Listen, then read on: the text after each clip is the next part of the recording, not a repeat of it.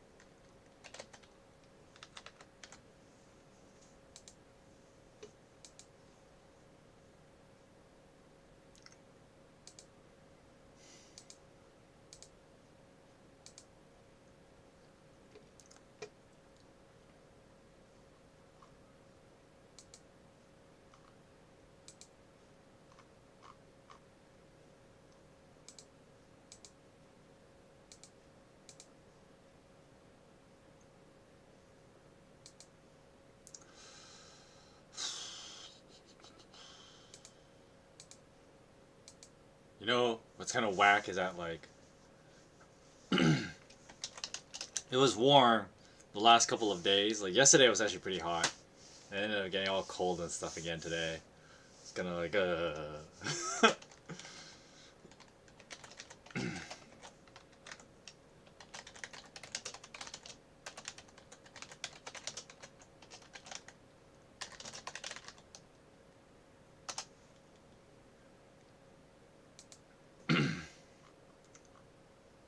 And it's, like, all dark and gloomy, too. It was, like, it was super nice and bright out.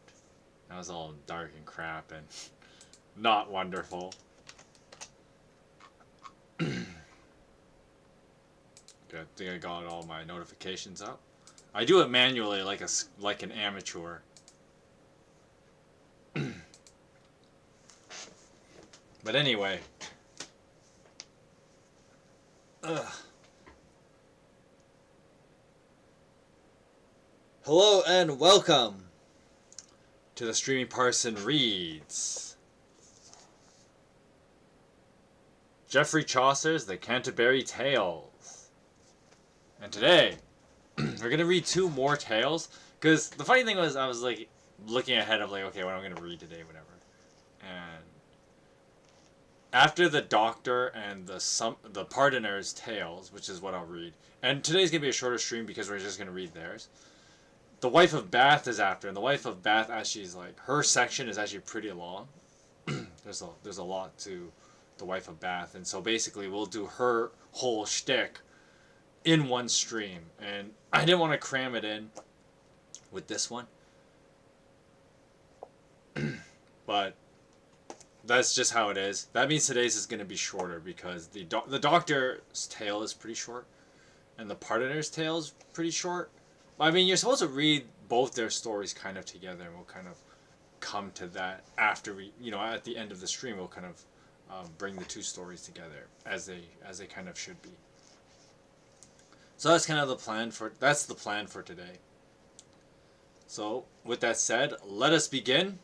I know I haven't been here for a while. I missed last week because I was just so tired after coming home from work last week, so I was like, it was like, the story behind that was, I came home and it was like 10 minutes to 3. I was just like, I'm gonna go lie down. And so I ended up not streaming last week. But hey, I'm here now. And I hope you enjoyed my other content throughout the week as well. Maybe at some point I'll do some kind of makeup stream of some kind. Probably not a reading one, but we'll see what we end up doing. I haven't thought of anything, so. I mean, I've already been doing a lot with the Octopath Traveler streams, so. I think that's enough streaming content for a lot of you anyway, so. But as for today, we're going to be reading The Doctor and the Pardoner's Tale. So, let us begin with the doctor's tale, the doctor of medicine's tale. Now there was once, according to Livy, a knight called Virginius, a man of much honor and distinction, rich in friends and of great wealth. Now the knight had a daughter by his wife, and she was his only child. This lovely girl surpassed all others in the perfection of her beauty. For nature had molded her excellence with singular care, as if to say, see, this is how I, nature, can shape and color a living creature when I wish. Who can imitate me? Not Pygmalion, were he to carve and paint and forge and hammer forever, and I dare say Apelles and Zeuxis, did they presume to counterfeit me. They would toil in vain at their hammering, forging, carving, or painting. For he that is the prime maker has made me his vicar general to shape and color earthly creatures exactly as I please. All things under the waxing or the waning moon are in my care. I ask nothing for my work, and for my master and I are in full accord. I make her for the worship of my master, just as I do all my other creatures of whatever shape or color. This is what nature seemed to me to wish to say. The girl in whom nature took such delight was 14 years of age, and just as she paints the lily white and reddens the rose, so did she paint these colors in their proper places on the beautiful limbs of this noble creature before her birth. And Phoebus dyed her thick tresses to the color of this burnished rays. If her beauty was perfect, she was 1,000-fold more virtuous, and lacked no quality praised by the discerning. She was chaste in soul and body, and so her virginity flowed in all humility, abstinence, patience, temperance, modesty of dress and behavior. It could be said that she was as wise as Pallas, yet her replies were always circumspect, and her conversation simple and womanly. For she used no grandiloquent phrases to seem learned. So not like me. When she spoke, she put on no airs. Everything she said declared her virtue and good breeding. She was shy with a maiden's shyness. Her heart was steadfast, and she was always busy, that she might keep from herself sloth and idleness. Drunken Bacchus held no sway over her mouth. For wine and youth augment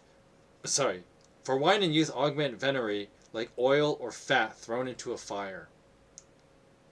Now moved only by her native goodness, she often pretended illness in order to avoid company where there was likelihood of foolishness, such as feasts, revels, and dances, which are the occasions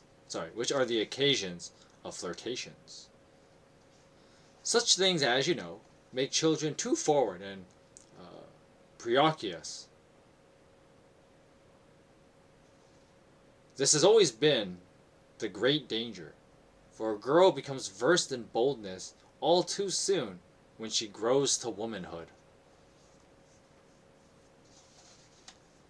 Now take no offense at my words, you middle-aged ladies in charge of the daughters of gentlefolk. Remember, you have been put in charge of them for one of two reasons.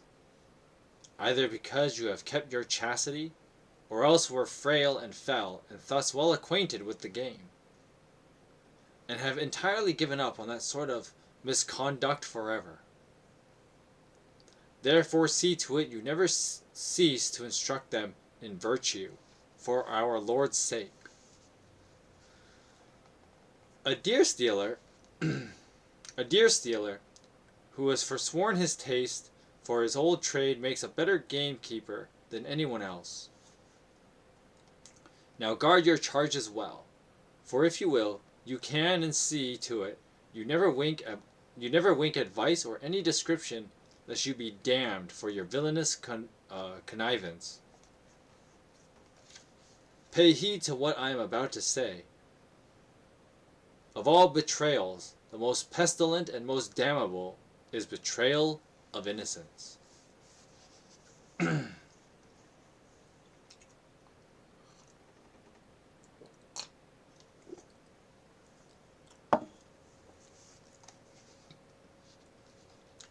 You fathers and mothers, if you have one or more children, remember that the responsibility of their supervision is yours so long as they owe you obedience. Take care lest they perish through the example you set, or through your neglect to chastise them. For if they do, I dare say you will pay for it dearly. Many a sheep and lamb are torn into pieces by the wolf because their shepherd was slack and lazy. But one instance is enough for the present. I must return to my theme. The girl whose story I am about to relate was her own safeguard, and needed no governess. For in her life, others might read as in a book the words and actions that become a virtuous maiden. So good and prudent was she that the fame of both her beauty and her abundant goodness spread everywhere, till throughout the land all lovers of virtue sang her praises, only excepting envy, which grieves at others' happiness and is cheered by the sorrows and misfortunes.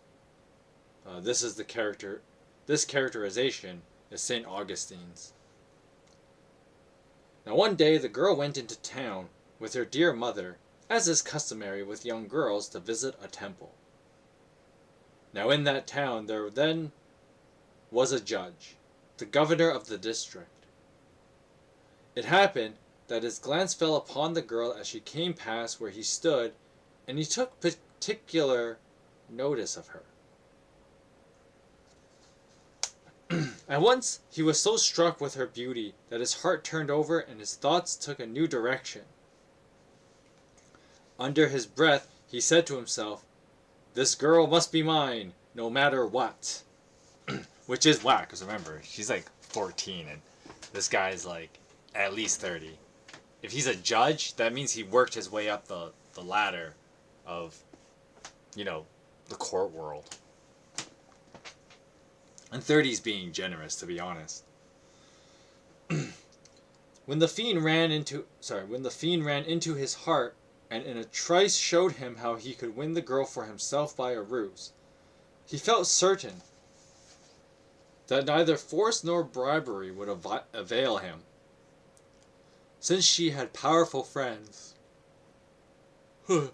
Moreover, as she lived a blameless life for so long that he knew perfectly well he would never win her by inducing her to sin with her body.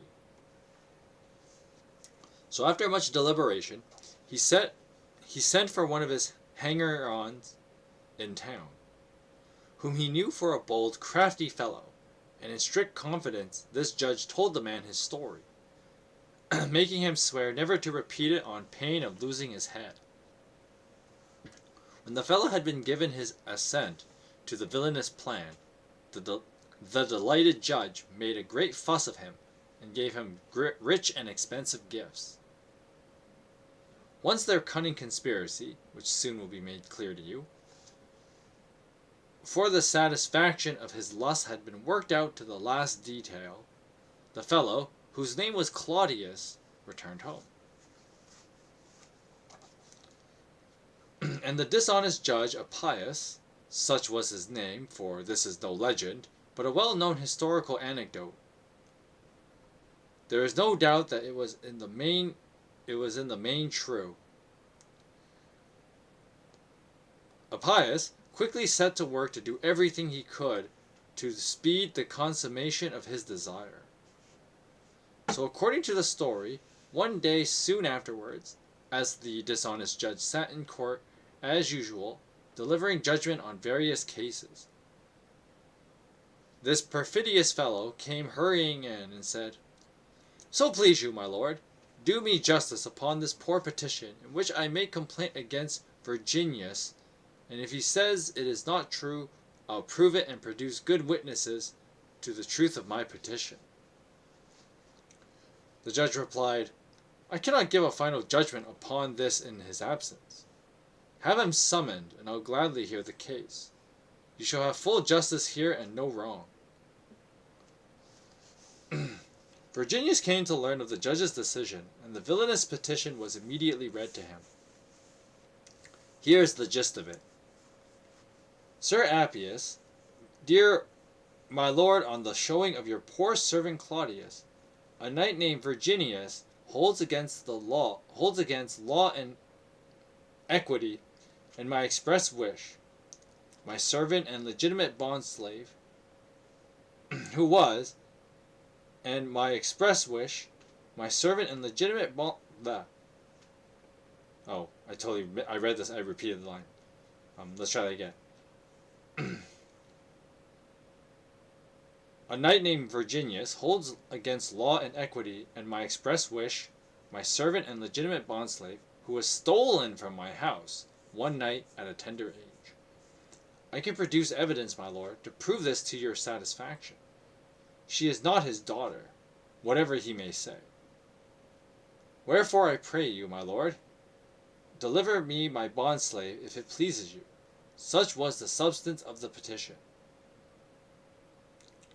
Virginius stared at the fellow, but before he could give his own version and prove on his word and honor as a knight, as well as evidence of many witnesses, that everything his adversary said was false, this infamous judge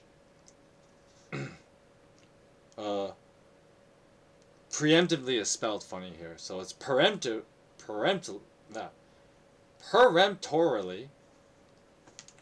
refused to wait or even hear a word from Virginius, but delivered his verdict as follows: "I rule that the man is to have his servant back at once. You are not to keep her in your house a moment longer. Go and fetch her and place her in our keeping.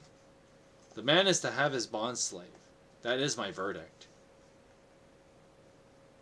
The good Virginius, forced by the verdict of the judge to give his beloved daughter up to Appius for the satisfaction of his lust, made his way home. Taking his seat in the hall, he commanded his daughter to be sent for. With ashen face, he gazed at her meek countenance. A father's pity pierced his heart, yet could not deflect him from his resolve. "My daughter," said he, "my Virginia," real original in the naming here, "there are two alternatives you must suffer, either death or shame. Would I had never been born, for you have never done anything to deserve death by the knife or sword. Oh, my dear daughter, ender of my life, whom I have taken such delight in bringing up, you have never been out of my thoughts. Oh, my daughter, my life's last grief and last joy. O gem of chastity, accept your death in patience, for I have made up my mind. From love, not from hate, your death must come. My pitying head must strike off your head. Alas that Appius ever set eyes upon you. This is the dishonest verdict he passed upon you today." And here he explained the whole position to her. As you have already heard it, I need not repeat myself. "Oh, my dear father, mercy!" cried the girl. And with these words she laid, as she always used to, her two arms around his neck. The tears burst from her eyes. "Dear father, must I die?" she said. "Is there no pardon, no remedy?" "None, whatever, my dearest daughter," he replied. "Then give me time, father," she said, "to mourn my death for a little while. For indeed even Jephthah gave his daughter time to lament before he slew her. And God knows she has done no wrong, except to run to be the first to meet her father, to give him a proper welcome. To know the Jephthah story, you can watch my video on the Book of Judges.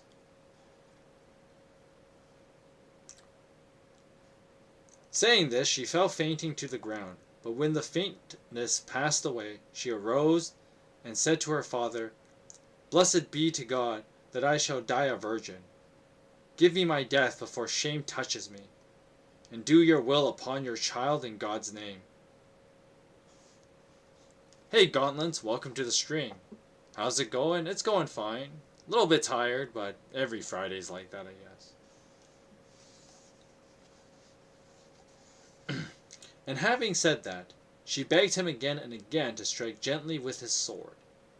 And as she said it, she fell down in a faint. With sorrowful heart and will, her father smote off her head, seized it by the hair, and presented it to the judge as he sat in court passing sentence. According to the tale, when the judge saw it, he ordered Virginius to be arrested and hanged on the spot. But on the instant thousands of people, filled with pity and compassion, burst in to save the knight, for the terrible crime had become known. The people had soon become suspicious of the matter. From the way in which the fellow had framed his accusation, they guessed it was with the assent of Appius, for they knew all about his lecherousness. So they went to Appius and forthwith flung him into prison, where he slew himself.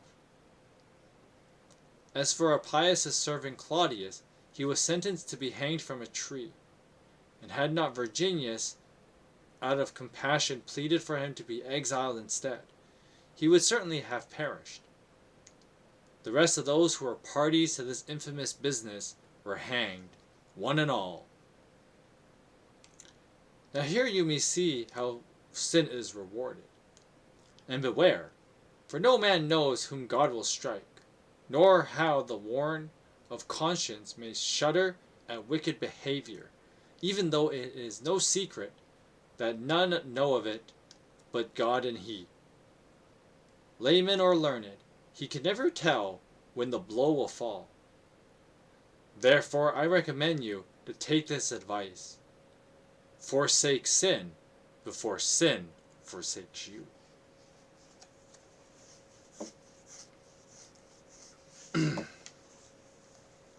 So, a pretty simple story.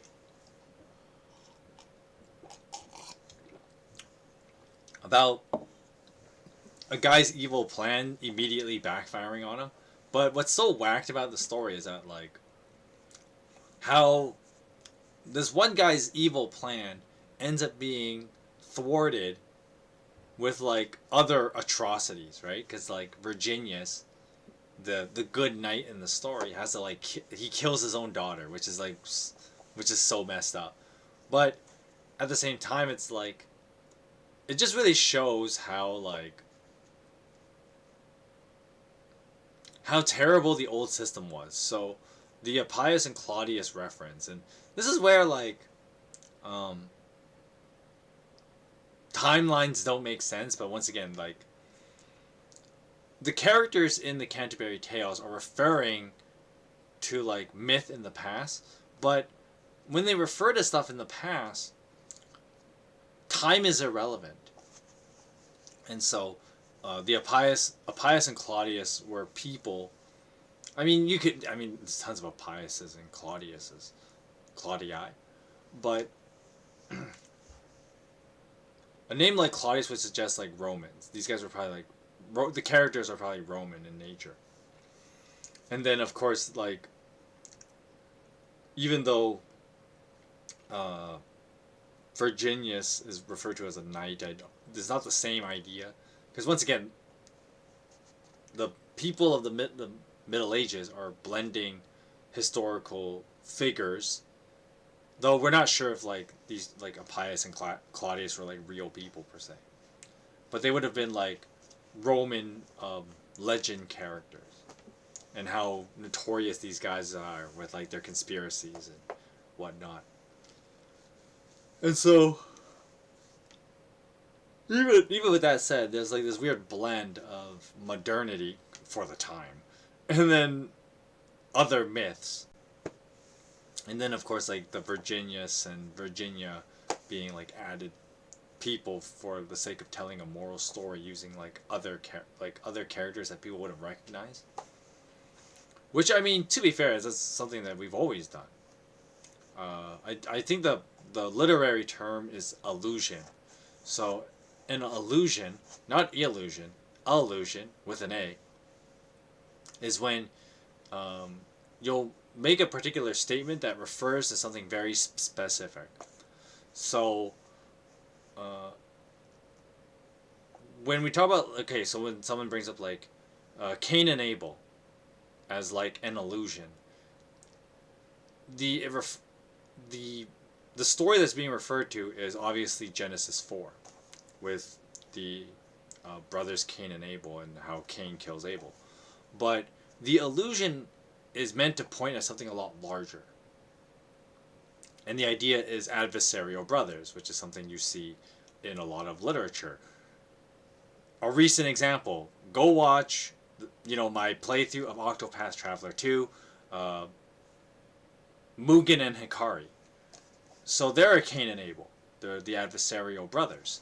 And so adversarial brothers is a popular literary term, and then we use motifs that are found in like historical figures. So Cain and Abel would be that kind of historical or legendary character, set of characters to refer to the broader idea of like adversarial siblings. And so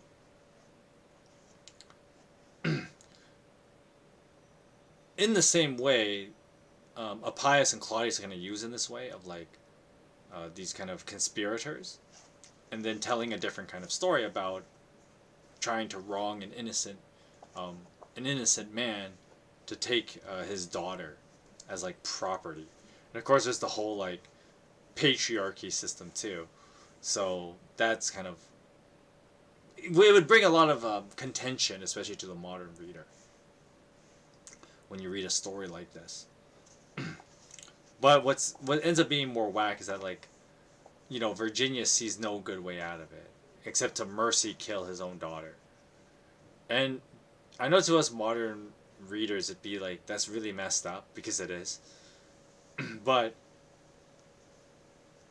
in the ancient world,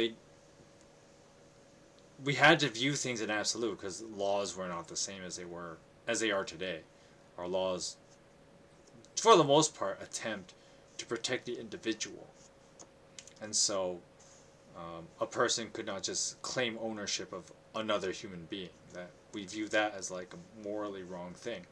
I mean, we fought several wars to end like slavery, for instance, because in our modern day and age we view stuff like slavery as like evil, and not just like accepting as like, oh, that was how it was back then. But excuse me, in the case of the Doctor's Tale, we see that like when people are stuck in this kind of situation with like slavery and stuff like that, the mercy killing doesn't seem as messed up, because once again, mercy killing is also a really messed up idea. But in the ancient world, they had to view things in a lot more absolutes, which is something that like as modern people we try to move away from that idea, because we have longer life expectancies. We're not expected to die in war so quickly and stuff like that. So as people who have longer life expectancies, we're expected to think more long term. And so that's why most people today don't think, they try to avoid thinking in absolutes, because you're trying to think of the long game, the long term. How are you going to live, not just for this week, but for months ahead, years even. And so we try to avoid absolute thinking which is what we see in the story, where Virginius decides he's going to kill his daughter instead of allow her to be taken by these awful guys, and they would do God knows what to her. But it's the sad reality of how people were in the ancient world is one of those things that, like, yes, we're happy we have moved beyond those things, but at the same time, that, how's the old saying go? As much as things change, things stay the same, and so you'll always find corrupt officials, you know, taking what they want from others. And the only thing we can hope is that, you know, God will bring justice when it appears that, like, the evils and the evils above us, I guess you could say, they don't get punished right away for their wrongdoings. But one of the scary things about this kind of story is that the mercy killing is a desperation when we try to take matters into our own hands. And I mean, that's the reason why, you know, as a pastor, I'd say, like, that's why we don't try to take everything into our own hands, because it might lead you to do something really, really stupid like that. And, you know, when you look at it from Virginius's point of view, he doesn't feel like he has an alternative. But that's where, you know, you're stuck with the hard debate of whether do you tell a person just to try and tough out all the bad things that will come, or try and take the easy way out. And I think that's the reason why, like, from an ethical view of, like, why mercy killing is a bad thing, is because it's death is the easy way out. But I mean, that's kind of given to Virginia. She's kind of given the easy way out, and so it kind of, I don't know, as a modern person, I don't really view that as being, like, virtuous per se. And so maybe there's a bit of irony in that like Virginia's supposed to be like this virtuous girl, but she's also like a teenager, so her virtue only comes from her innocence, not from her actually possessing virtue. But those are just my thoughts on this story.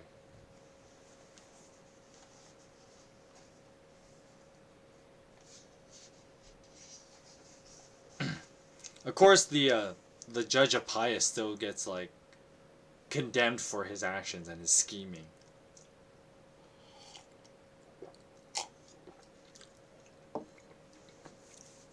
But at the same time, it is whacked of how much it costs to put him behind bars.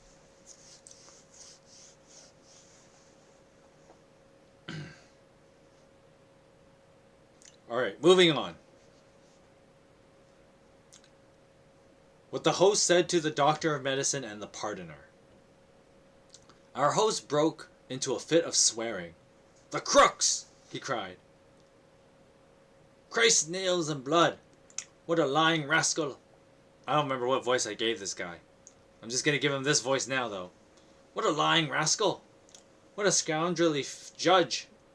The most shameful death you can think of is too good for these judges and their lawyers.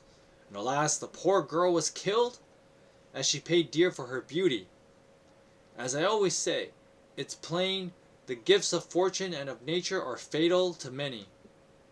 One might say her beauty was her death. Ugh! How piteously was she slain? Very often more harm than good comes from those sort of gifts I just now spoke of. But my good sir, it was truly a most affectionate tale. But no matter, let's get on, dear doctor. I pray God save and keep you, not forgetting your urinals and chamber pots and medicines and cordials and boxes of linctus.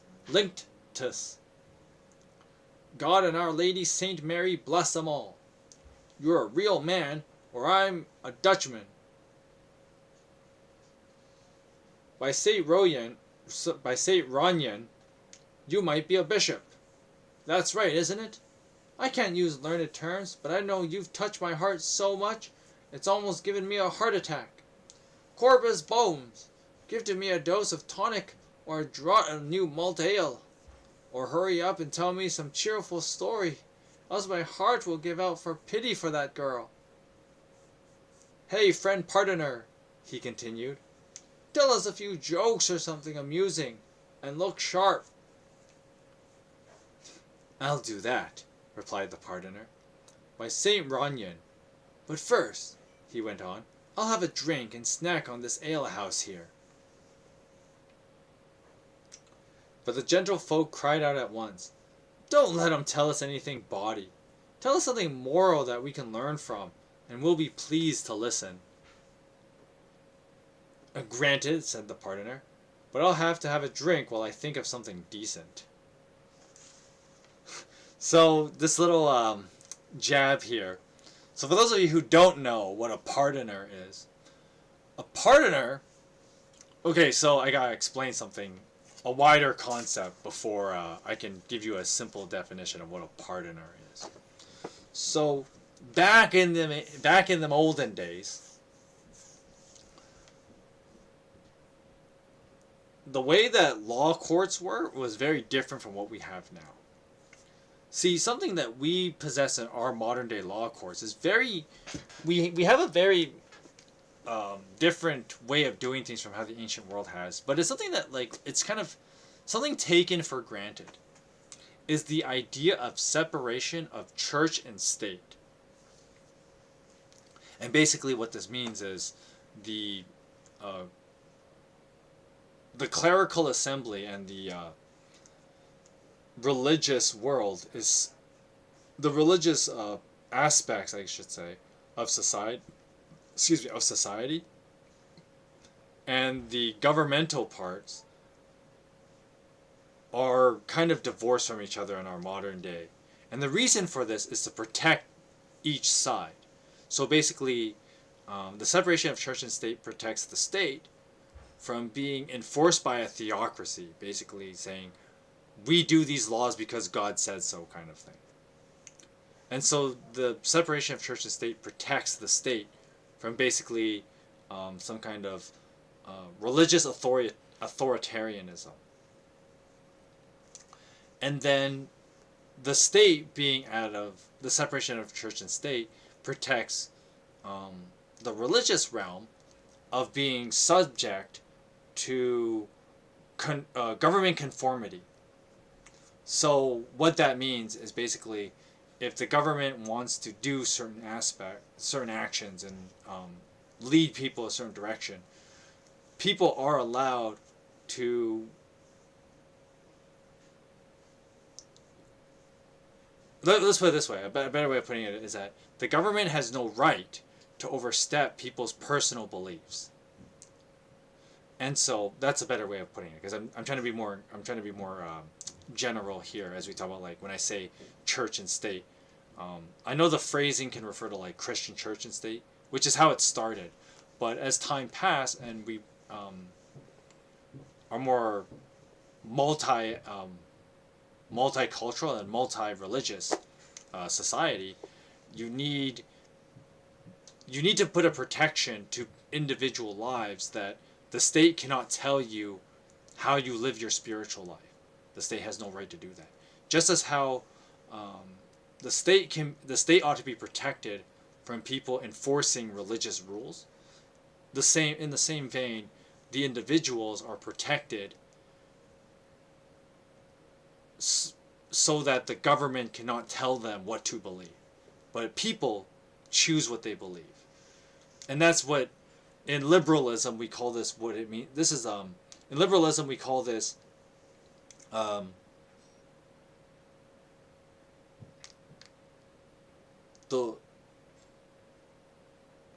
remember the exact wording of it, but basically it's the will of the free thinker, or the will of the free person.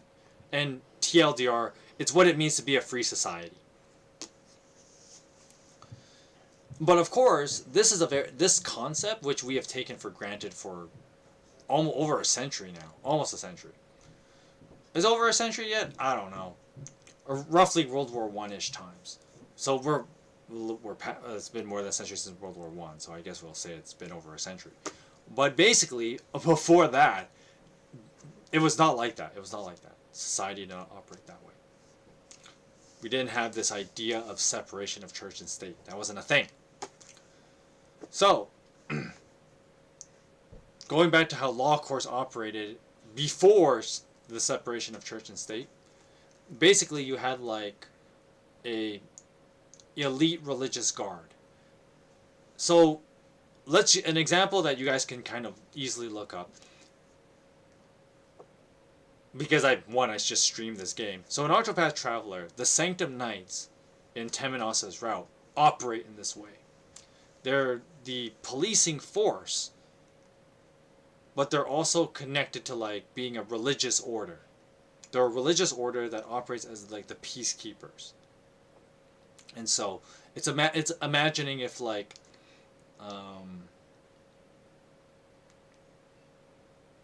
oh, you don't have to imagine this because in the Middle East they do this. But basically ISIS has something like this.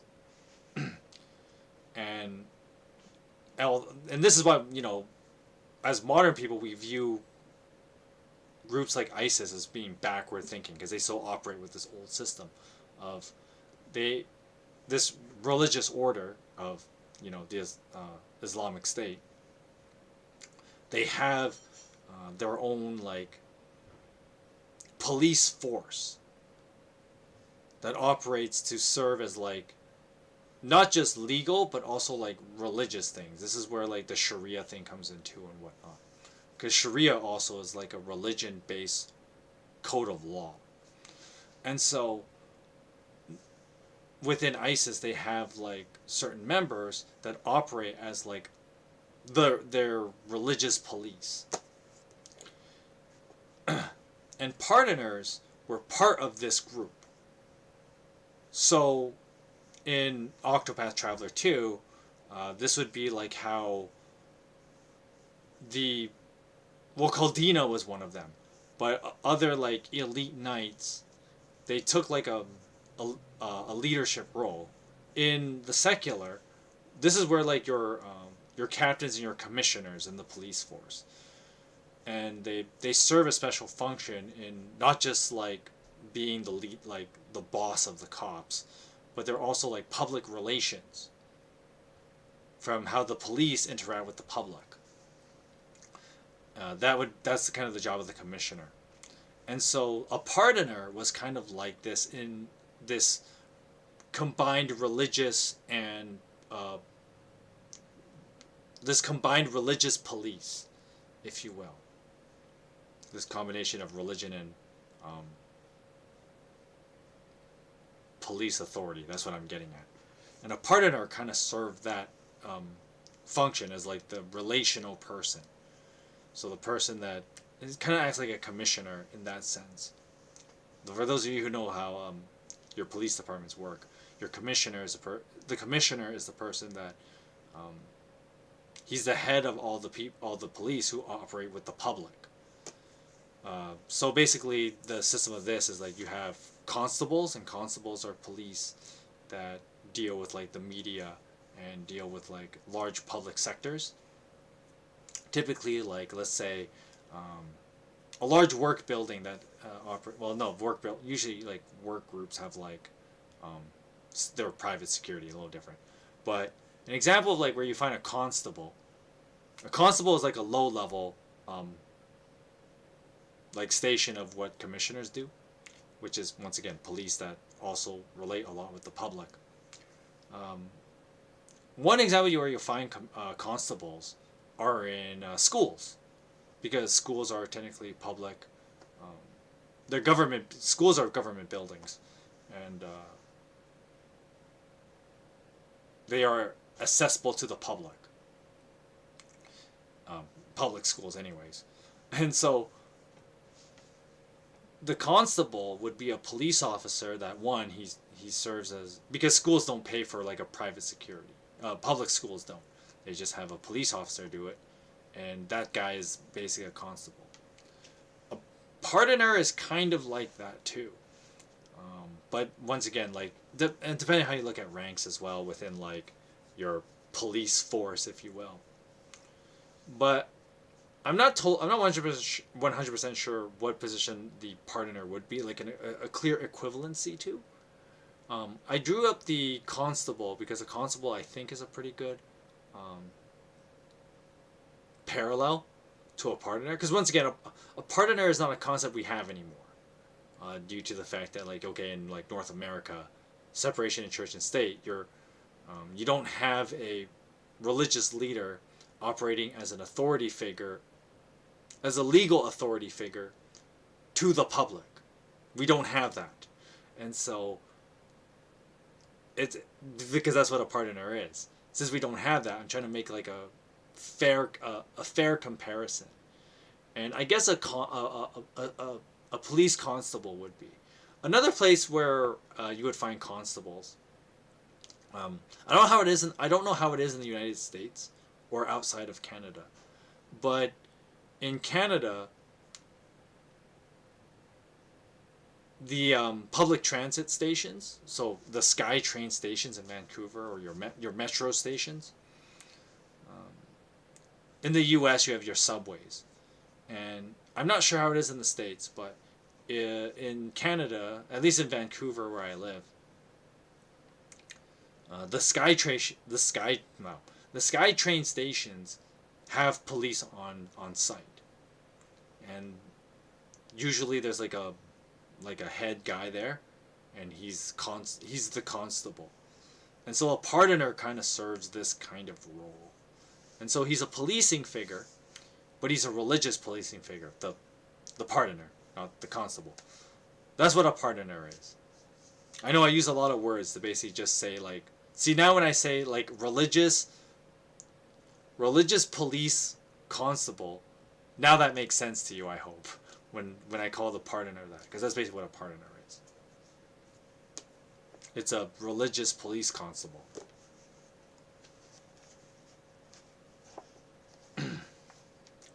But, you know, mega hot take of the week, considering how little people know of how the police departments actually work, I probably felt the need to explain that part too. Because if I didn't have to explain that, I would have just said religious police constable. In a society that did not have separation of church and state. So that's what a pardoner is. So this guy here, in Chaucer's tale,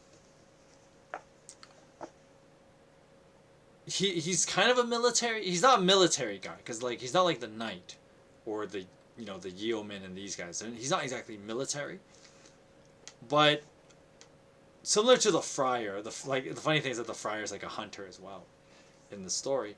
The pardoner probably would have had some combat experience, but he's not like a knight. He's not like a guy who lives for like combat, basically. He's not military, but he does have some authority to use force.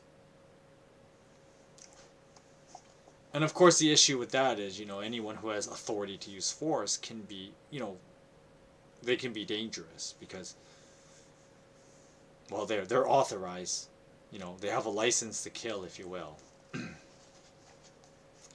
You just have to hope that they're not as, borderlining sociopathic anyway as James Bond or something. But, any authority figure like a police officer, that's why people can be wary of them, because these are people with a license to do harm, and a pardoner would be no different.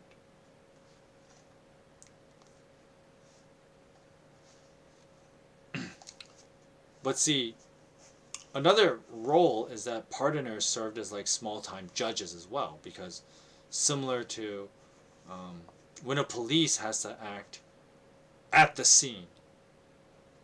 And this is where, like, once again, the narrative can be twisted often in these scenarios. But let's say, like, a crime is going down, a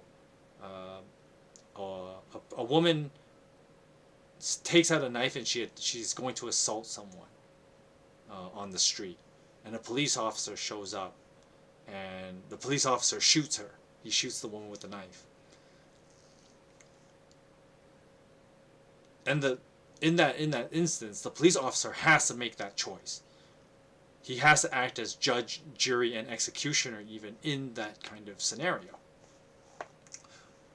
Which, once again, this is where like the narrative can get muddled, right? Because there are stories like that, and then the cop is still painted as the bad guy because he shot a crazy woman with a knife, about to stab somebody, but the cop shot her dead. So, you know, well, the cop took a life, so he's clearly a bad guy. You know, you get weird stories like that, and the pardoners kind of do this kind of thing as well. But the reason why I brought that is because, like, now back to the Canterbury Tales, pardoners are somewhat like judges. They're not like, you know, sentencing judges, like, you know, Judge Judy or something like that. You know, it's not like, pardoners aren't like official judges, but like a police officer in those like heated moments, they do have that kind of judge authority. And so, going back to the Doctor's Tale, talk about essentially corrupt judges. And now we have the pardoner, who would be, by extension, a type of judge, tell his tale. You got to see that there's got to be some kind of narrative tension here that you guys have got to have noticed. But this pardoner plays it cool, because there's this part where he's like, yo, I'm gonna have a nice drink while I tell this story. But of course the funny thing is that the host is like, you better not tell, you know, a body joke while you're drinking. Because remember the Miller's Tale, you know, the Miller was like all drunk, telling like this super lewd body story. And so when the pardoner is like taking a drink, it's like, hey, you better not tell us a story drunk, okay? I don't want another case of the Miller. And the pardoner plays it cool. He's like, relax, I'm not an idiot. After all, you know, similar to the police officer illustration, if you're going to try and keep some kind of like public favor, you have to show yourself to be somewhat competent. Which is another reason why people are, you know, make a hot take. But that's another reason why a lot of people are very like distrustful of the police. Is because unfortunately, a lot of police officers today are kind of incompetent at their job. And so that's the reason why they act as brutal as they do. Because, like, going straight for the gun or going straight for like more lethal methods of taking care of criminals is because that kind of comes out of like incompetency. And part of that is like fear, and there's a bunch of other reasons too, but and I don't want to get too much into that, but basically a big root problem, I think, is a lack of competency in our police force, and that's why in most police forces. But there's other factors to it. It's not just like, well, it's not like these guys are just stupid for the sake of being stupid. Okay, like that's not it either. But there is a clear problem of like the police being capable of handling a lot of the stuff they have to. And so, and I mean, part of that I kind of understand and relate to, because I worked in security for a number of years, and so, and I had a lot of friends.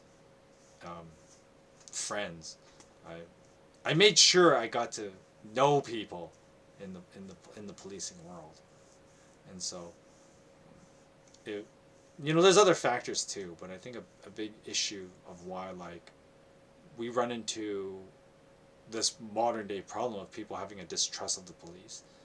A lot of it comes from a lack of competency on the police department's part. And once again, it's not a one-sided issue though. I want to make that clear. It's not just like, I'm not saying that the police are just stupid, period, because that's not true.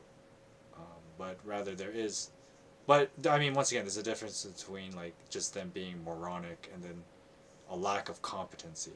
Those are two different things. They're not mutually exclusive, but they are different things. And so that is something important to keep in mind. But the pardoner here is acting like he's one of the competent ones. He's like, I'm not an idiot. I can still I can have a beer and still tell you a good story. So we're gonna see how good this story is. The Pardoner's Prologue. Gentlemen, he begins, when I preached in churches, I take pains to cultivate a stately delivery and ring it out as round as a bell, for I have everything I say by root. My text is always the same and always has been. Radix malorum est cupitas. The love of money is the root of evil. First of all, I announce where I've come from. Then I produce every single one of my bulls and certificates. To begin with, I show my patent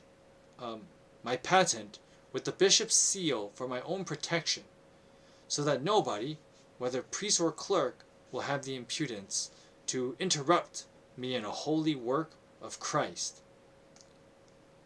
Then after that I tell my stories. I show bulls and mandates from popes, cardinals, patriarchs, and bishops.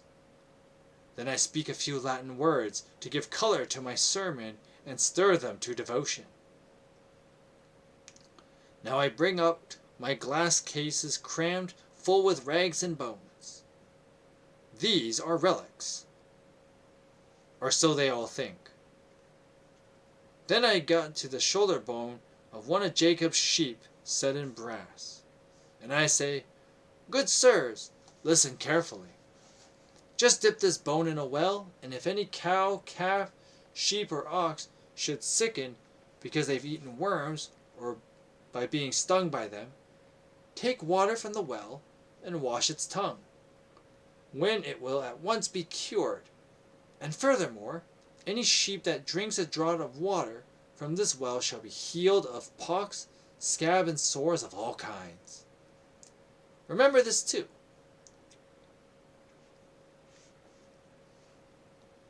If once a week, before cock crow, the farmer who owns the cattle drinks a draught from the well, while fasting, as that sainted Jew taught our fathers, his cattle and goats shall increase and multiply. And sirs, it also cures jealousy.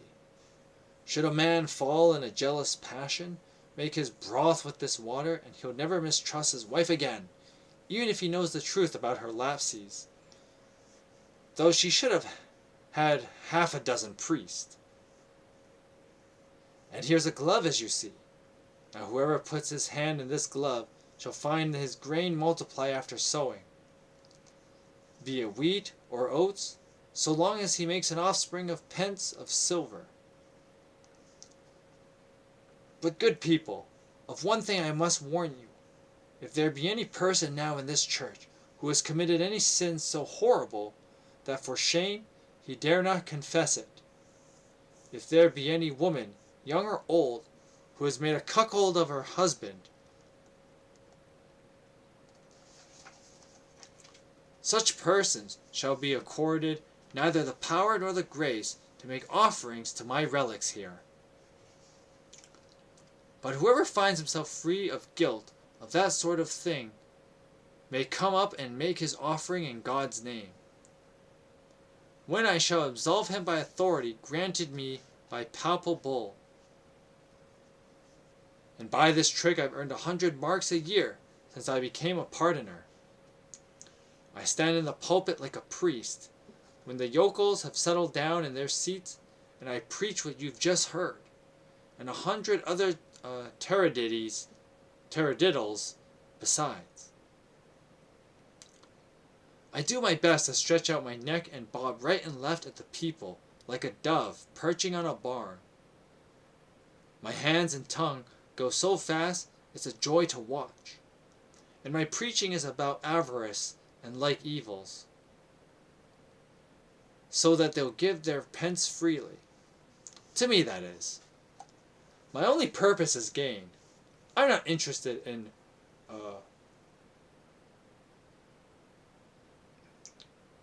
this word is like oddly, the print is bad on my page.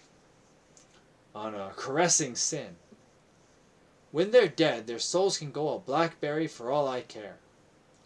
Take it from me, most sermons are preached from gross motives as a rule. Some to please folk, flatter, and gain advancement by hypocrisy. Others from vanity or malice. For if I dares attack a man by other means, then I'll sting him with my sharp tongue in some sermon, so that he won't escape slander and defamation. If he has offended me or any of my brethren. For even if I don't name him directly, everyone knows perfectly well by my hints and circumstantialities that he is the one. And that's how I pay back people who annoy us and spit venom under cover of holiness while professing truth and piety. But I'll tell you what I'm after in 5 words. I preach only for money, and that's why my text says still, radix malorum as caputitus, and always has been. Thus I know how to preach against the very vice I practice, which is avarice. But although I'm guilty of the sin myself, I know how to make other people turn away from it and bitterly repent. Yet that's not my real object. I preach only for money, and that's enough of the matter. Next I tell them by any number of moral tales, old stories of long ago. For these bumpkins love old tales, as that's the kind of thing they can best remember and repeat. So what do you suppose that while I can preach and win gold and silver with sermons, it's likely I should deliberately choose to live in poverty? No, no. Take it from me, it never once crossed my mind. I'll preach and beg wherever I go. I'll not labor with my hands or make baskets for a living, like St. Paul, when begging pays so well.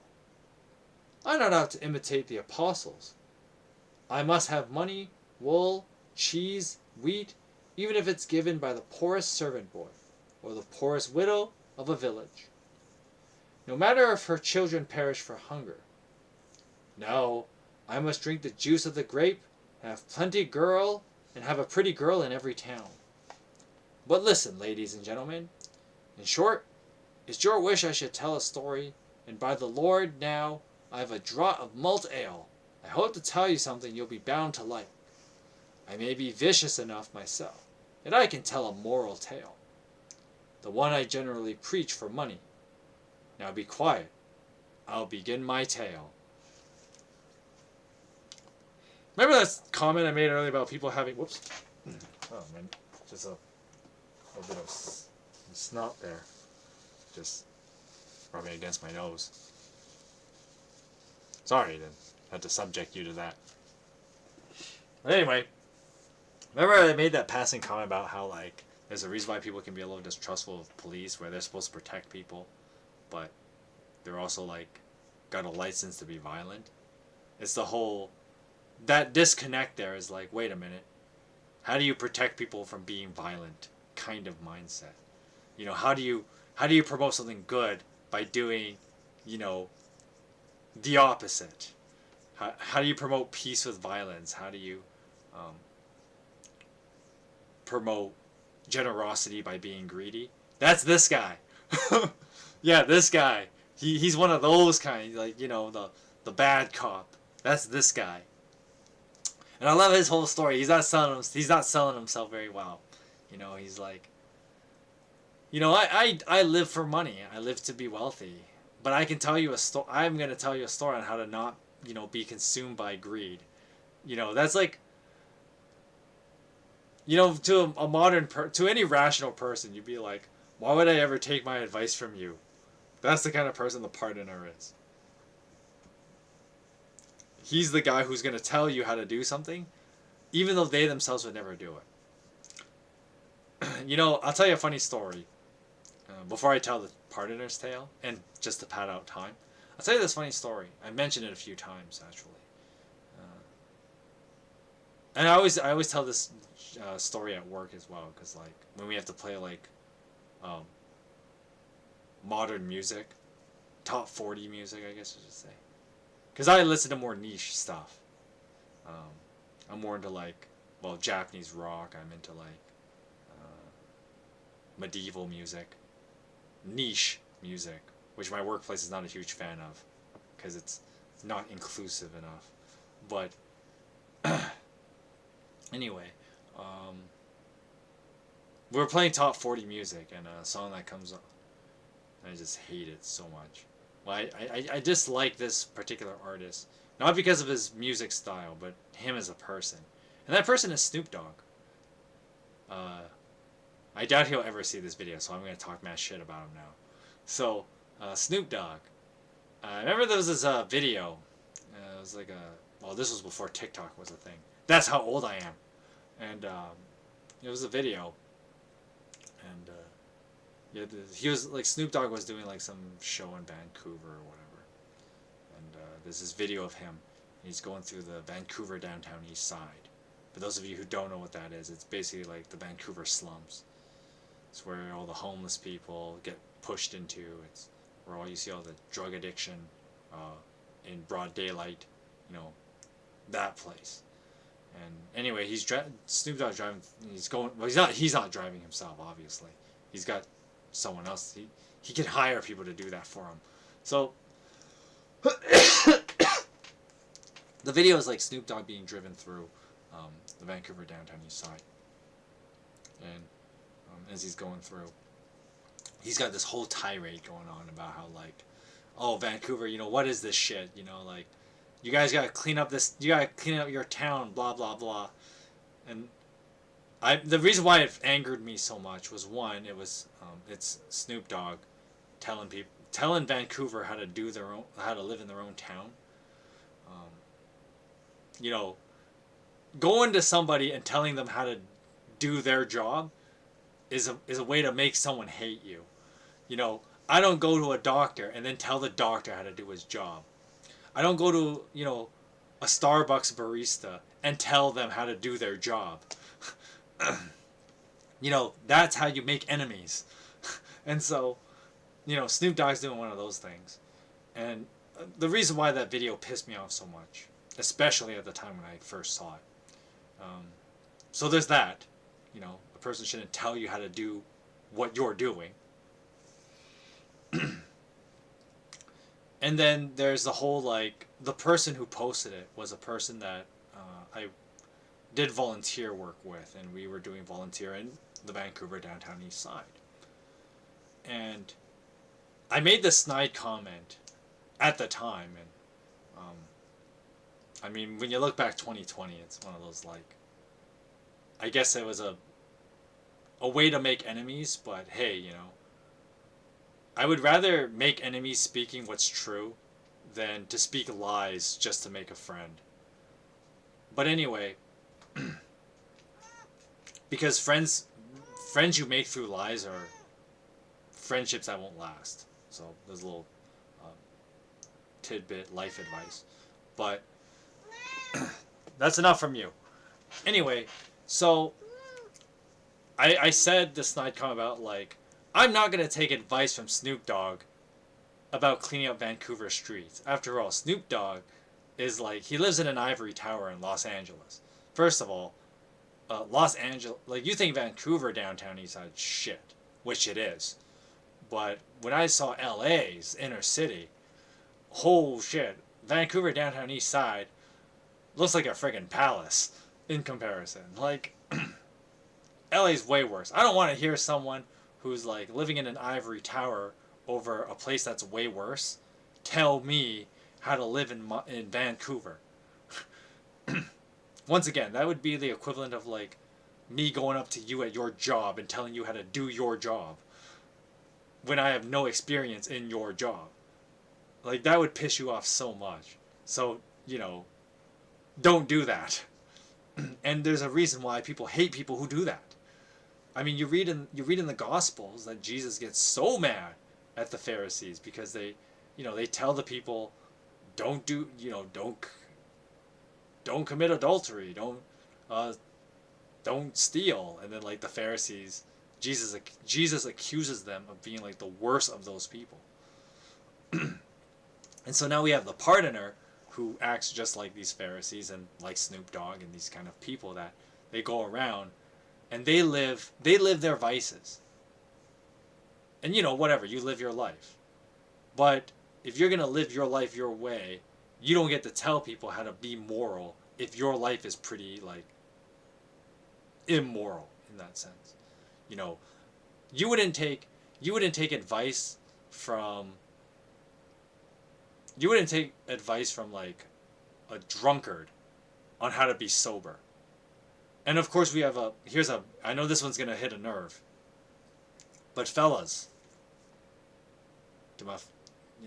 sorry ladies, I'm going to exclude you for a minute here, but dudes, you want to know why a lot of you guys probably have trouble meeting women? I'll tell you why. Don't take your dating advice from people that don't know how to hold relationships. I mean, this is true for women too, but it's a little different. For men, it's really bad because like you see a lot of like how men take dating advice from like female dating strategists. And like, you don't go to a woman teaching a man how to like pick up women and meet women. Well, pick up women is such a shitty way of wording it. But you know, if you're gonna get relationship advice, you don't go get relationship advice from a person who's been like four bad relationships and like 2 divorces. You don't take relationship advice from those people.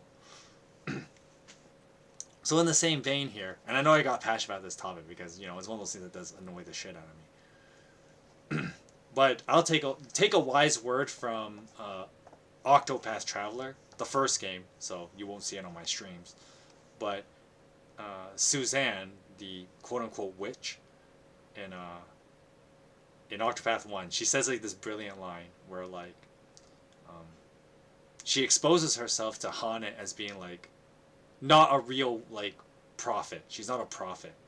And Hana's a little bit taken aback. It's like, oh, you can't see the future? And the witch goes, no. Of course I don't. Of course I can't. I'm just an ordinary person.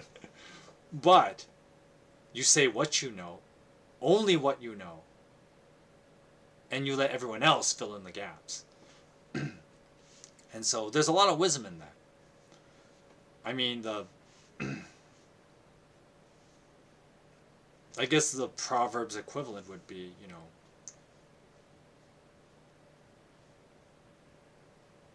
the one who speaks the one who speaks what he knows does not fall into like deceit or something like that. I can't remember exactly how the traditional proverb goes. But basically the idea is, you know, you don't just go around spewing mad shit. You know, you just say only what you know. Because because that way, you know, you're not just making false associations. You're only showing yourself and what you know, and people can find that reliable, even if you're not the smartest person. And of course, that's where you can draw like people being moral, because usually people who are honest about what little they know, they tend to be more moral because they have no ulterior motive, and so they just say, okay, this is all I'm going to say. This is what I know, and they have no reason to tell you what they don't know. And so that's why people can, you know, people like that can be trusted, because you only hear honesty from them.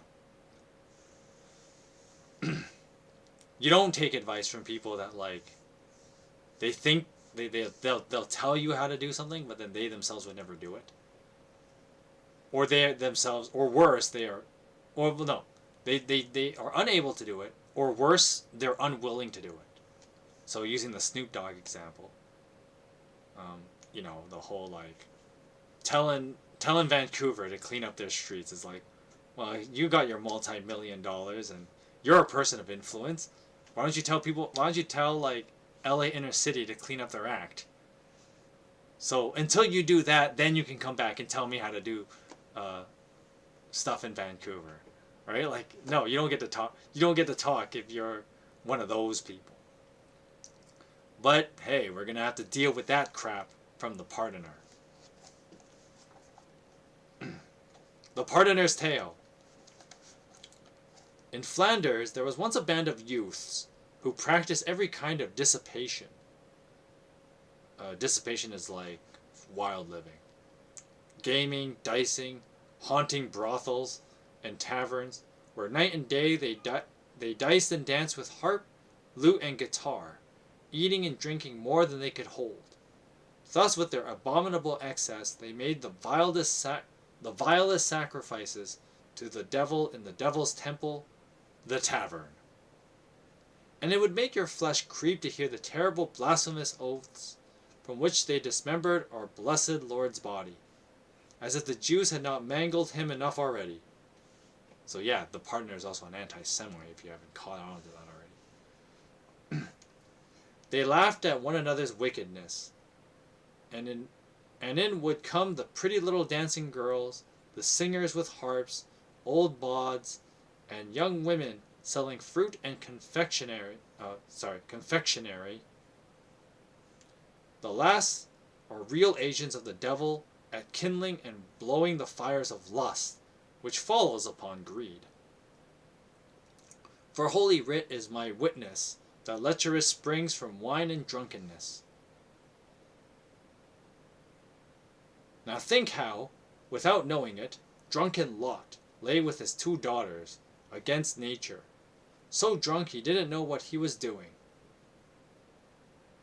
And when Herod, as you will find if you look up in the histories, were gorged with wine while banqueting at his own table, he gave the order to slay innocent John the Baptist.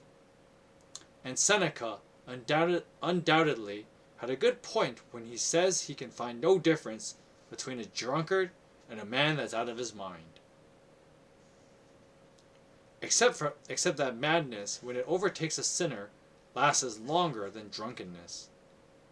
Ah, infamous greed, first cause of our undoing, origin of our damnation, till Christ redeemed us with his blood.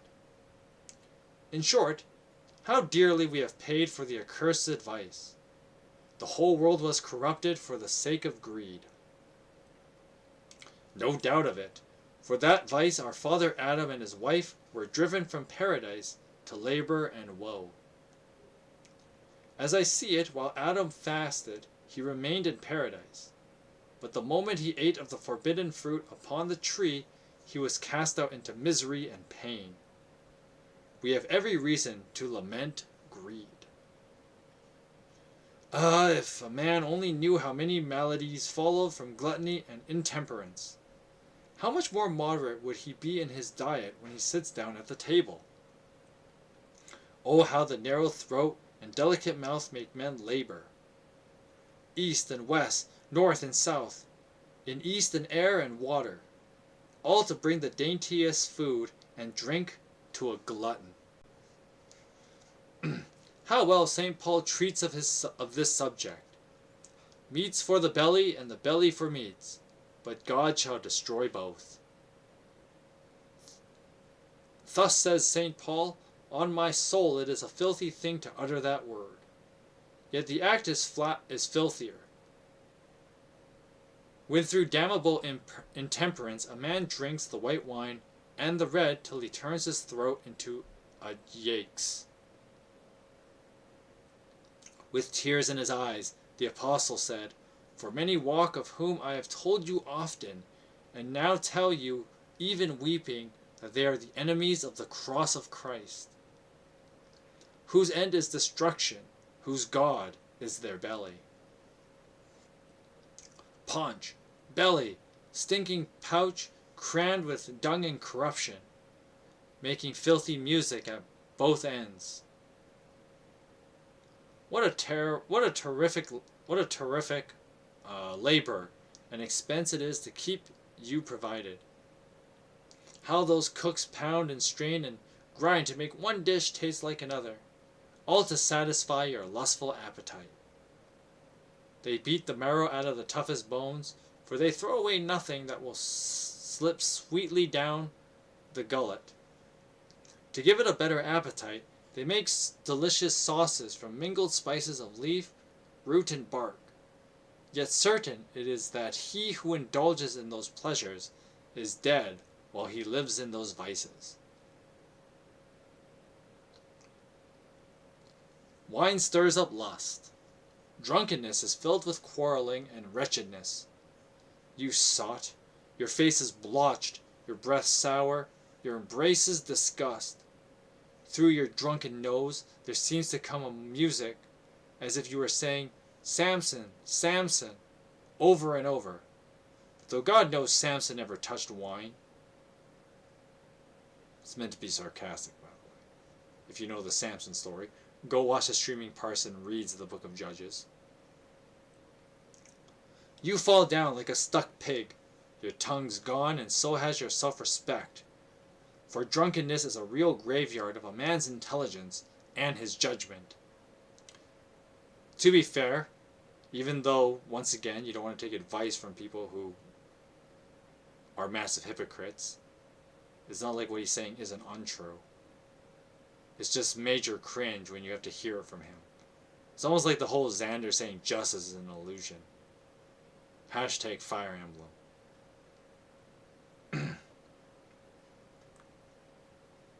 Now, no one under the domination of drink can keep anything secret, and that's a fact. So keep clear of wine, whether white or red, and especially from the white wine of Lepe that's sold in Fish Street and in Cheapside. For in some strange way, this Spanish wine seems to find its way into other wines growing next to it. And from the blend rise fumes of such strength that after drinking 3 glasses, a man who thinks he's at home in Cheapside finds himself in Spain. Not in Rochelle or Bordeaux, but right in the town of Lepe, snorting, Samson, Samson. But listen, gentlemen, just one more word if you please. Let me point out, by the grace of the true God who is omnipotent, all the most notable victories and achievements in the Old Testament were won in abstinence and prayer.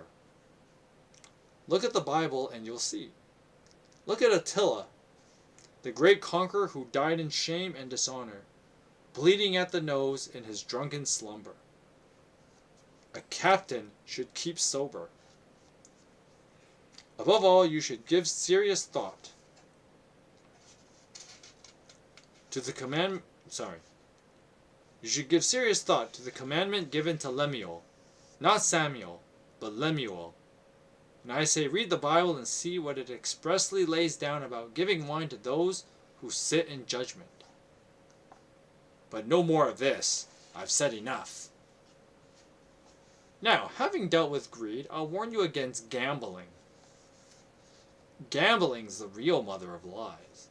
Deceit, damnable perjuries, blasphemies against Christ, manslaughter, as well as the squandering of time and money. Furthermore, to be known as a common gambler is a slur and a disgrace and a man's good name. The higher his position, the more he is shunned. For if a prince is a habitual gambler, his reputation for the management of affairs and public business is lowered in the general opinion. When Stillborn, the wise ambassador who was sent in to greet Pomp from Sparta to make alliance with Corinth, arrived, he happened to find all the leading men of the country playing at dice. So he slipped away to his own country as soon as he could, saying, I'm not going to lose my good name there, or take upon myself the reproach of allying you to a set of gamblers. Send some other ambassador, for upon my honor, I prefer to die rather than to ally with you dice players. I do not choose to be an agent of a treaty between gamblers and a nation of as glorious an honor as yours. And that's what the wise philosopher said. And look at King Demetrius also, for history tells us that the king of Parthia sent him a pair of golden dice in scorn because he was a confirmed gambler, on which account he held Demetrius's glory and renown null and void. Princes should find other and better ways of killing time. Now I'll say a word or two on the subject of swearing and perjury, as treated by the ancient authorities. Blasphemy is an abomination, and perjury even more reprehensible. Almighty God forbade us to swear at all. Witness St. Matthew, and especially what the holy prophet Jeremiah says to swearing. Thou shalt swear in truth, in judgment, and in righteousness. But idle swearing is a sin. Behold, and see, in the first part of the tables of the law, the second of the holy commandments of Almighty God is this: Thou shalt not take the name of the Lord thy God in vain.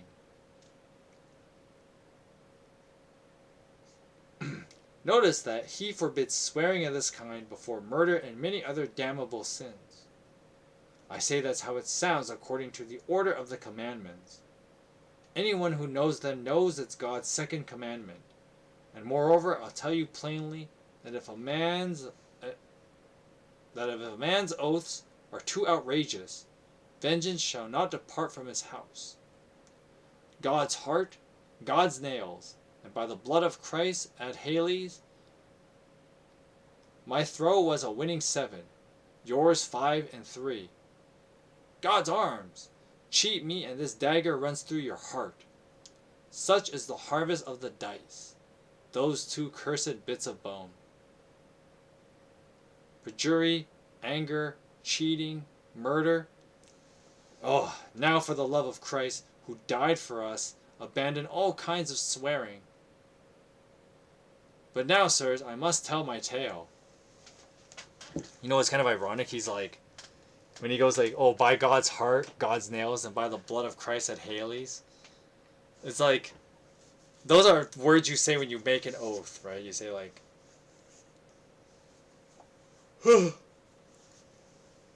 because of course, like when you swear an oath, it's like you appeal to something higher than yourself, right?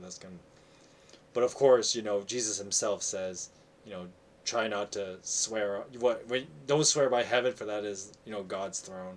Don't swear by the earth, for that is his footstool. Instead, let your yes be yes and your no's be no. So like, don't make lofty promises, especially ones you can't keep. And it's funny that the pardoner parallels like oath keeping and promises with gambling. It's an interesting parallel.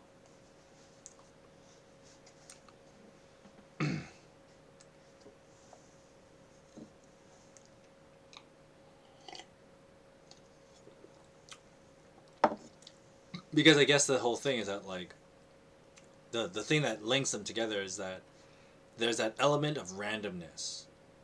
Gambling is all about, you know, playing the RNG, and how when people make oaths and promises, that is based on like a chance that you're taking. It's a, you know, the word we use is like risk, but you know, of course, once again,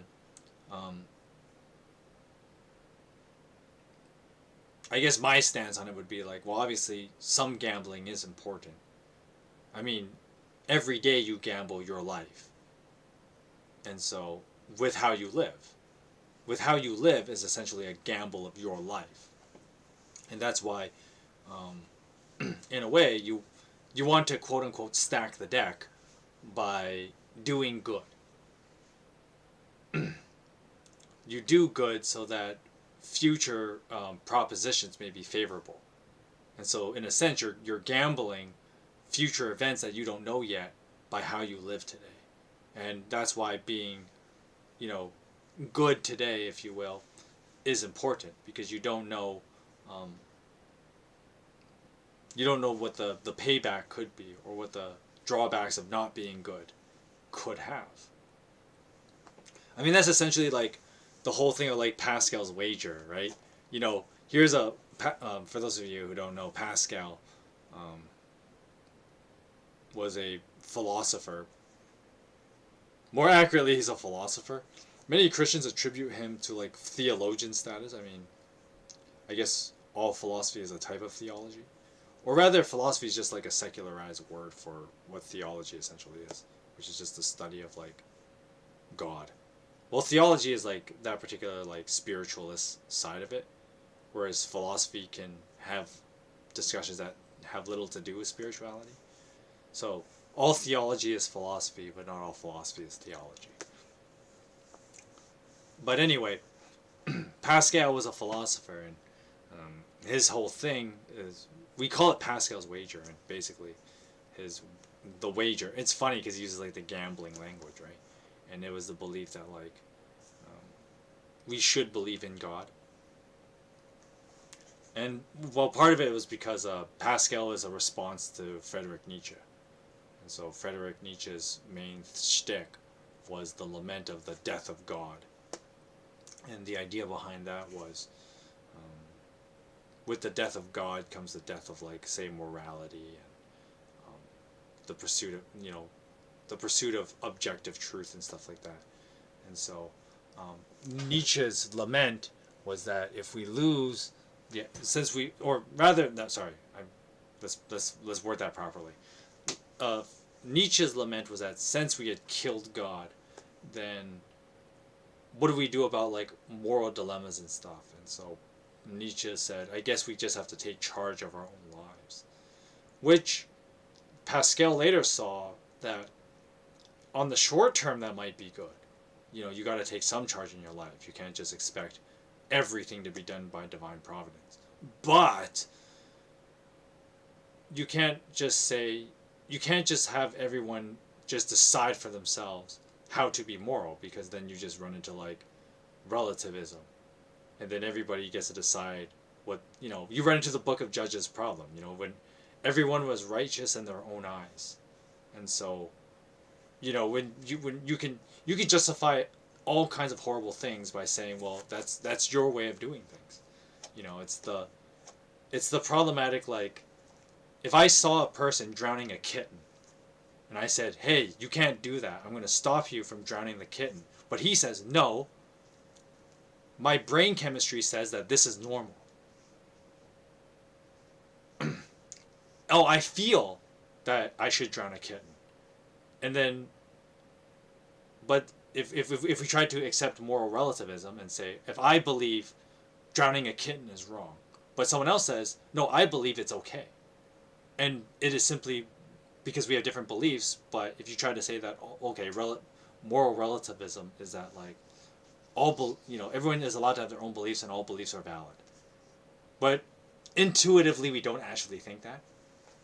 Because once again, when it comes to like, let's say, life and death issues, then obviously there has to be like clear lines drawn.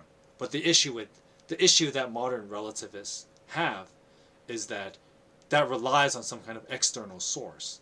And so, for the Christian, it would be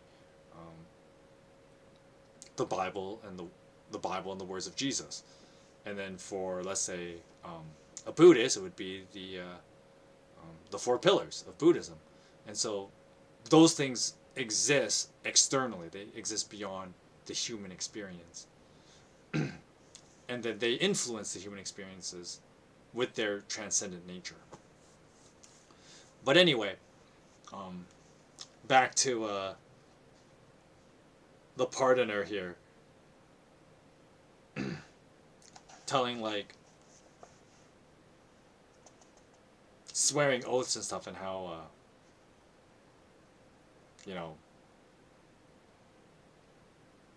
being mindful of like gambling and chance. Alright, okay, now I remember where I was. So the Pascal's wager thing. I should probably finish explaining this, so I don't leave you hanging and then just continue reading without finishing this off. So Pascal's wager was basically the idea of like, the gamble we should make is either to believe in God or not to believe in God. And the idea is, the wager is that it's better to bet on, on God than not. That's basically Pascal's wager in a nutshell. Because you can't rely on Nietzsche's Ubermensch mentality, because it will lead to moral relativism. But that's a dangerous route that we really don't want to go down. Unfortunately, we have gone down this route in our modern society. We do have a lot of this Ubermensch mentality. It's just painted differently. But let me put it this way. I know we're just full of hot takes today, but hey, I got to make it for last week because I didn't have any hot takes last week. But basically, you can tell someone has that like Nietzschean Ubermensch mindset when people base moral actions on their feeling. They say, well, I feel this is right, therefore it's right. That's Ubermensch thinking. And we've heard tons of people, and see, this is where like it gets rough, because on a small scale, there are some things where people will say, well, I feel this way, therefore it's right. And it's usually about something that's kind of insignificant. So we usually don't care very much about it in those cases. But the problem with that, if we excuse that for the small things, what tends to happen is that people will use that logic for worse things. So, I know it's only May, but I might as well preemptively throw this argument because it will come up. But when Pride Month comes around in a month, you're gonna hear this shit. You're gonna hear the reasonable arguments of like, okay, just like, what do you even call this? Like, okay, a gay guy says he's gay and he feels it's right. And that's just his feeling. And so it's something like this is one of those examples of like, okay, it's a minor thing and really nobody cares. And so that's why even though the Ubermensch mentality of like, it's right because I feel it's right, like in a case of like a gay guy saying he's gay and he feels it's right, like in that case it's not a big deal. Nobody cares. So, but then that Ubermensch mentality is still there. But then in Pride Month, you're going to hear people say this. I'm attracted to minors. I feel this way. It's right because I feel it. And they will use the exact same logic as the reasonable, just some gay man who wants to date a male coworker. And because he feels that way. You will see pedophiles use the same logic to justify why they want to have sex with kids. And the part that's scary about it is that technically you can't, okay, if you keep with the moral relativism, you actually can't argue against that. You can't say to a pedophile, well, actually your feelings are wrong. You can't actually say that. Not by that logic. But see, this is where Pascal's wager comes in.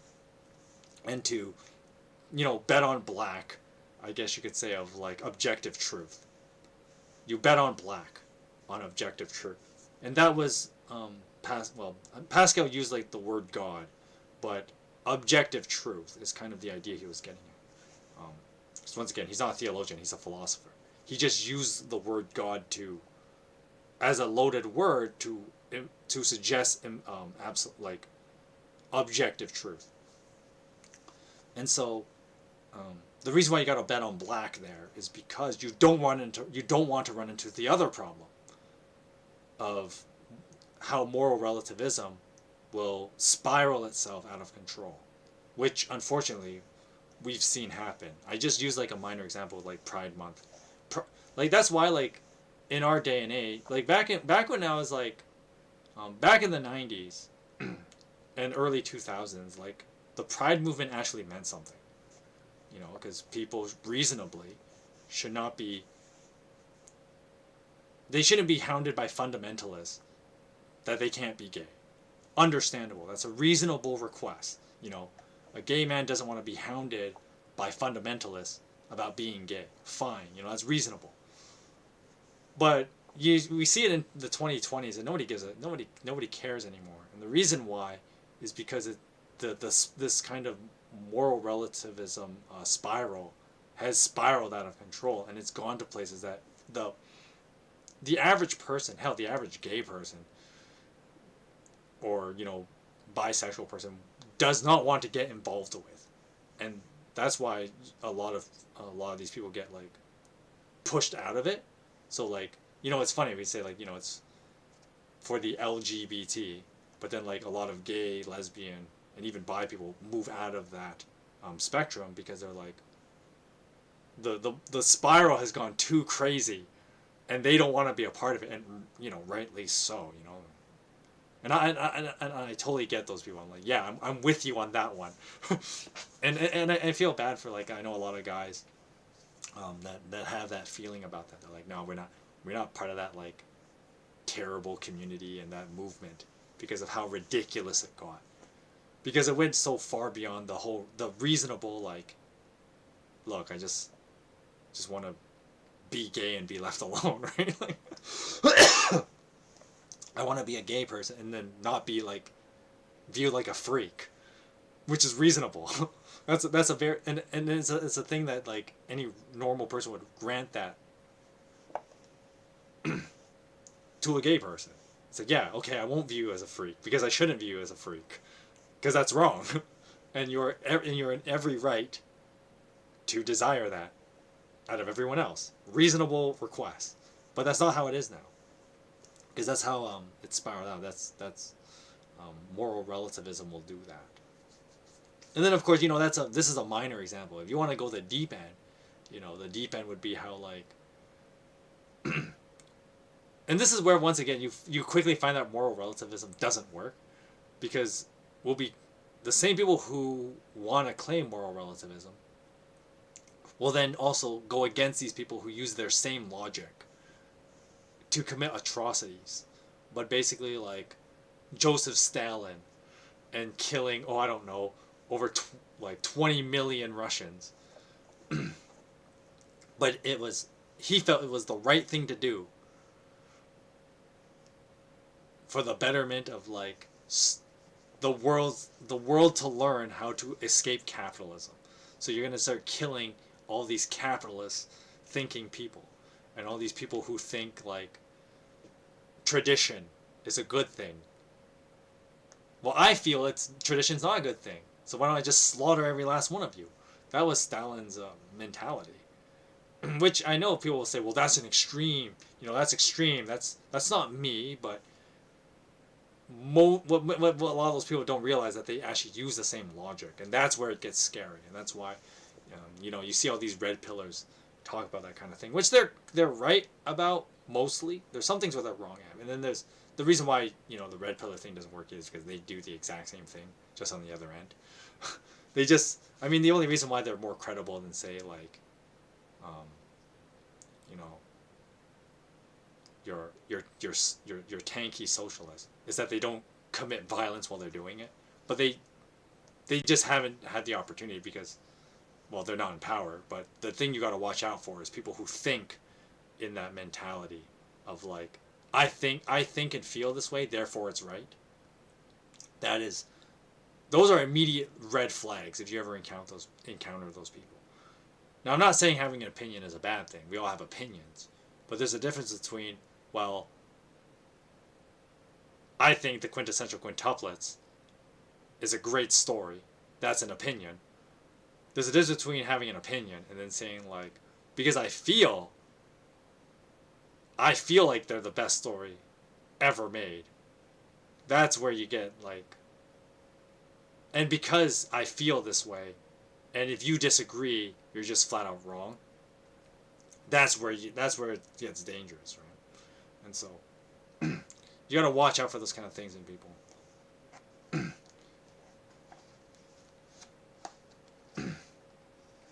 Anyway, I know that was a long tirade, but I gotta pad this video out, and we're almost done the Pardoner's Tale.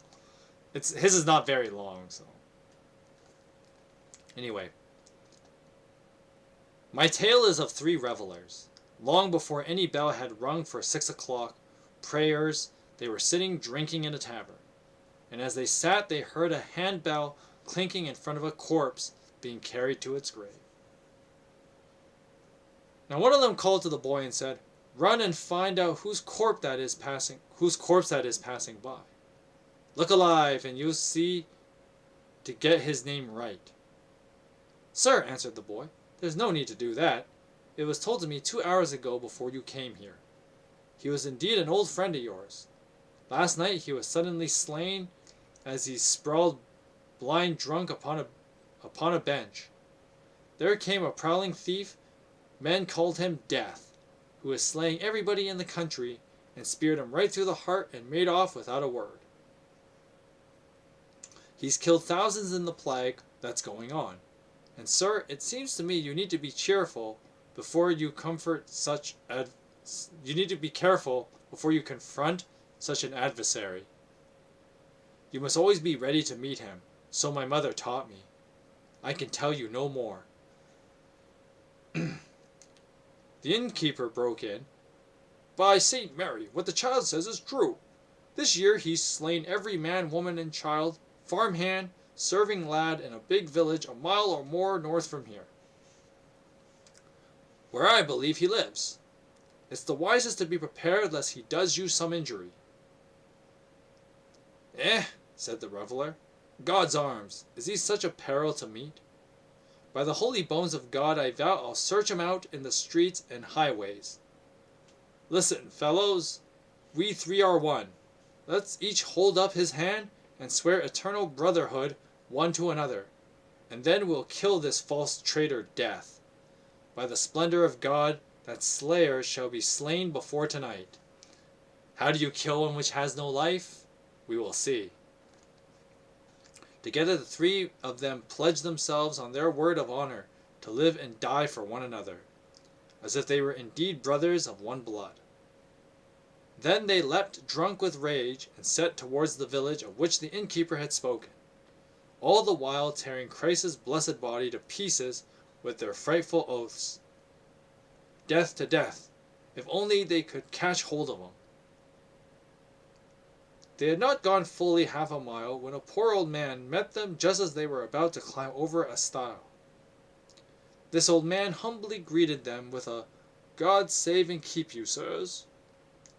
But the most arrogant of the three revelers retorted,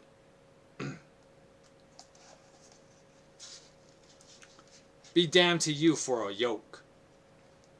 Why are you all muffled up to the eyes? And why live up into your dotage?" The old man looked him hard in the face and said, "Because if I walked from here to India, I could find no man in any town or hamlet who will exchange his youth for my age. And therefore I must endure my old age for as long as God wills. Not even death, alas, will take my life. So like a restless prisoner I walk, knocking with my staff night and day upon the earth, my mother's door, and saying, 'Dear mother, let me in. See how my flesh, blood, and skin wither away. Ah, when will my bones be at rest? Mother, I would exchange with you all the clothes I have in that wardrobe, which has stood so long in my chamber, for one haircloth shroud to wrap me in.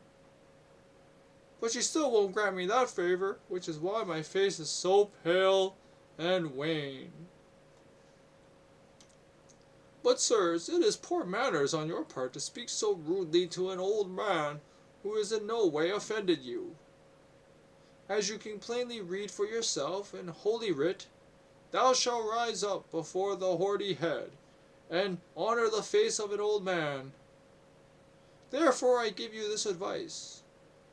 Don't harm an old man now, any more than you would have wished to be harmed in your old age, should you survive so long.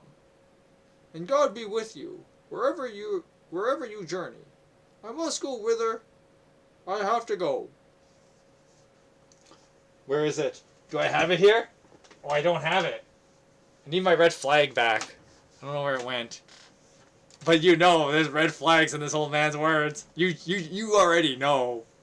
I don't even have to read the rest of the story. You already know how it's going to turn out. "No, by God, not so fast, old fellow," returned the other gambler. "By St. John, you're not getting off so easily. Just now you spoke about that traitor Death, who slays all our friends the country round. On my oath, On my oath, you're his spy. Now tell me where he is, or you'll pay dearly for it. By God and the Holy Sacrament, you and he are in league to kill us young folk, and that's the truth, you lying thief. Well, sirs, he replied, if you're so anxious to find death, turn up this winding road. For I swear I left him under a tree in that grove, and there he'll wait. Nor will your bluster make him hide. Do you seek that oak? Right there you'll find him. May the Lord who redeemed mankind save and amend you. Thus spoke the old man, and each of the revellers set off running till he came to the tree, where they found a heap of fine, newly minted gold florins.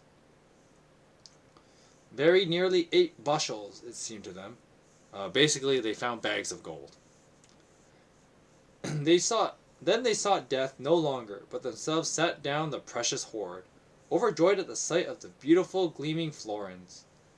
The worst of the 3 was first to speak. Brothers, said he, mark what I say, for though I joke and play the fool, I have my wits about me.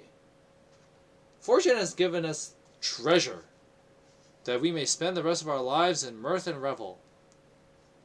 Easy come, easy go. That is how we'll spend it. What splendor of God! Who'd have thought we'd have such luck today? Now if only this gold could be got away from here and carried home to my house, or yours, I mean, we'd be in the 7th heaven. For it's perfectly plain all this gold is ours, but it certainly can't be done in the daytime. People would say we were highwaymen, and have us strung up for stealing our own treasure. Now it must be carried off at night with all possible prudence and caution. Therefore, I suggest we draw lots and see where the lot falls. Then the one who draws the longest straw shall run rejoicing to the town as fast as he can, and bring us bread and wine on the quiet, while the other 2 keep sharp watch over the treasure. If he loses no time tonight, we'll carry the treasure to wherever place we agree is best.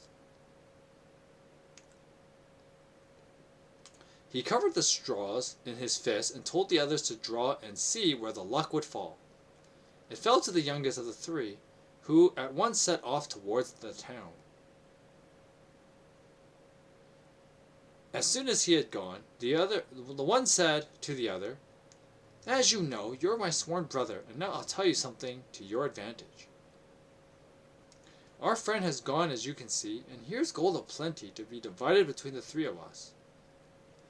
But suppose I could work it out so that it's shared between us 2. Wouldn't that be doing you a good turn? I don't see how it can be done, replied the other. He knows the gold is here with us. What are we to do? And what shall we say to him? Shall it be secret? said the first rascal.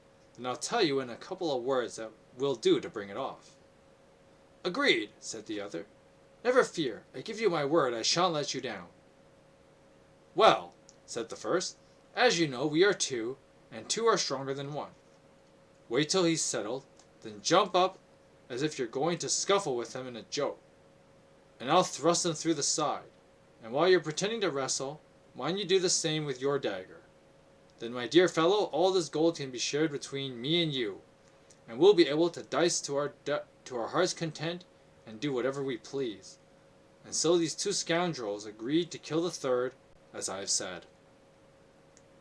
Now the youngest one that went to the town kept turning over and over in his heart the beauty of those shiny new florins. "O Lord," said he, "if only I could have all that treasure to myself, alone. What man alive under God's heaven would live so happily as I?" And in the end, the devil or common foe put it in his head to buy poison with which to kill his 2 friends. You see, the devil found him living such a bad life that he was given leave to bring him to perdition, for the young man fully intended to kill both of them without the least remorse. And without wasting any more time, he went off to an apothecary in the town, and begged him to sell him some poison to to put down his rats. And there was also, he said, a polecat in his yard that had been killing his chickens. So he was anxious to settle with the vermin that nightly plagued him. The apothecary answered, "Well, I'll give you something. As I hope for heaven, this poison is so strong and violent, there's no living creature in the world but must lose its life at once. Ah, yes. Drop dead in less time than it takes to stroll a mile, should it eat or drink as little of this mixture as would cover a grain of wheat." The villain took the box of poison in his hand and ran to the next street, where he found a man from whom he borrowed 3 large bottles. He poured the poison into 2 of them, keeping the third clean for his own use, for he expected to work all night carrying off the gold. And when that rascal devil take him had filled his 3 big bottles with wine, he returned to his friends. Is there no need to elaborate? For they slew him on the spot, just as they had planned earlier. And when it was done, one of them said, "Ha ha! Now let's sit and drink to be merry, and afterwards we'll bury his body." And saying this, he happened to take out the bottle with the poison in it, and drank, and giving it to his friend to drink as well. Whereupon they both perished on the spot. As truly, I don't suppose that the physician Avicenna,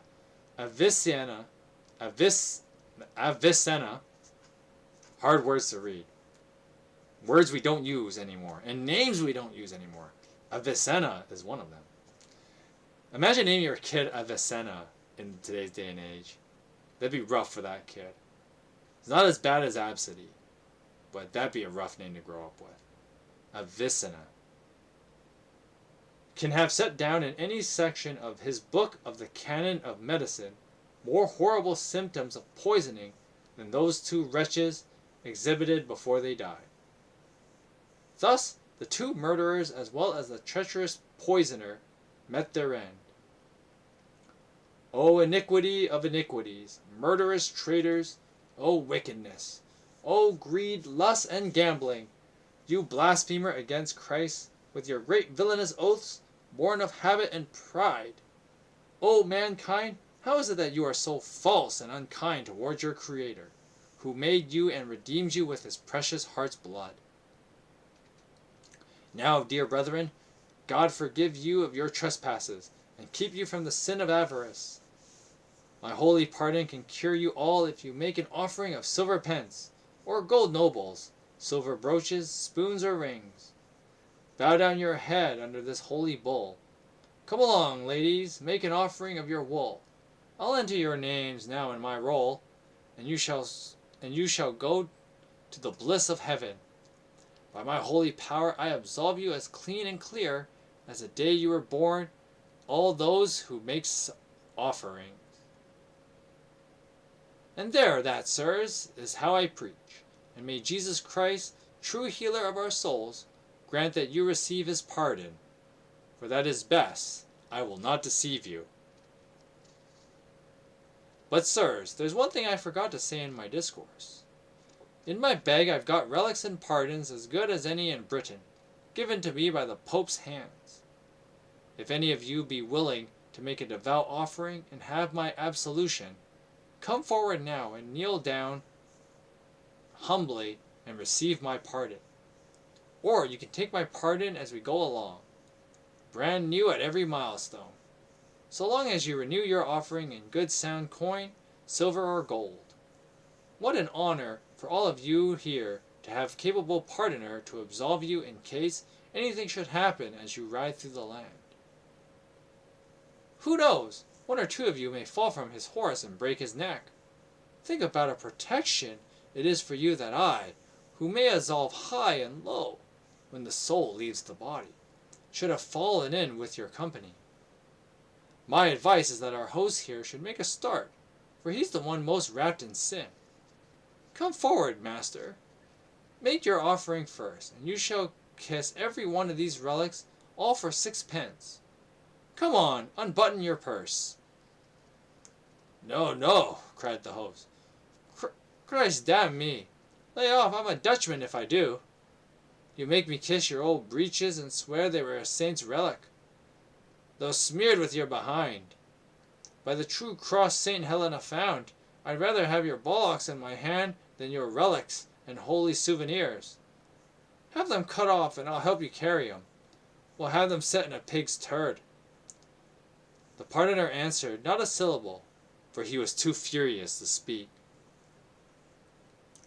Well, I'm not going to joke with you any more, or anybody who can't keep his temper, said our host.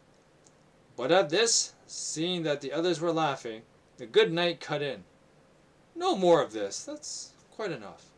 Cheer up, master pardoner, and give us a smile. And as for you, master host, my dear fellow, I ask you to kiss the pardoner. Come on here, pardoner, I beg you. Let's laugh and enjoy ourselves as before. Then they kissed and rode on their way.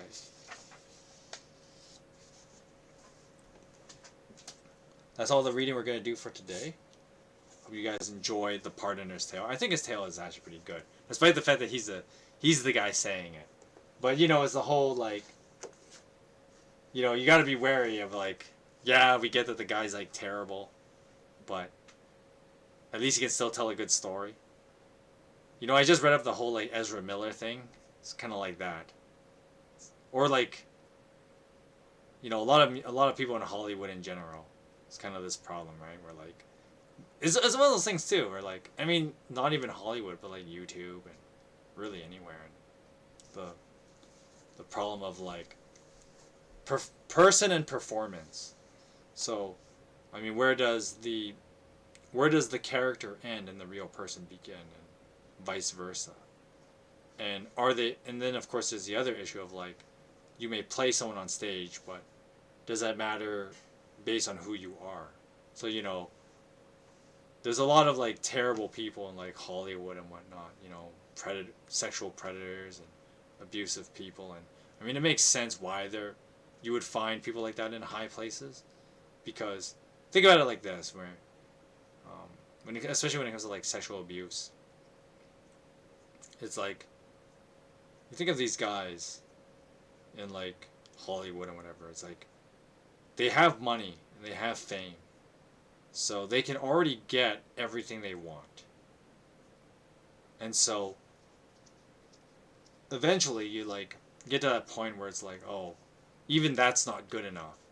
So they find new ways to entertain themselves, and usually that comes at the price of someone else, their dignity and their life even. And that's why you get a lot of sexual predators in like Hollywood and whatnot. And then even like, you know, the pseudo Hollywood, like on the internet, you know, a lot of these guys, they can already do whatever they want. They have the fame, they have the money, and so they find other ways of being like terrible people. They find ways to become like terrible people. And then, of course, you have the other problem too, is that like, we like entertainment too much, that we'll just like allow people to be terrible for the sake of entertainment. So you think of like Ezra Miller as an example, just in recent times, you know, that whole thing came up. And, you know, he's a sexual predator, ooh, right? But he's still gonna you know, the Flash movie is basically ready, so they're still gonna have the Flash movie. And so, you know, you have this guy who's like terrible, a sexual predator, and he has to play like a superhero.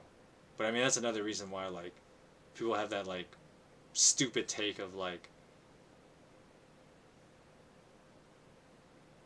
well, I mean, how do I put this? You know, you ever seen that one meme? I don't know if I can post it for like copyright reasons, but it was like it has two pictures. A picture of like Superman, and it says, how American history is told, and then the next one is a picture of Homelander. And it says how American history actually is. And so, this idea of like, the breakdown of like, the hero culture as well is because of like, well, when it comes to light that like a lot of these people are actually pretty terrible people, especially in like politicians. You think of like Hollywood for sure. And then of course YouTube has that problem now, right? With like the Smash Brothers community had the whole like a lot of those pro Smash players were like child predators, and so the Smash Brothers community got like totally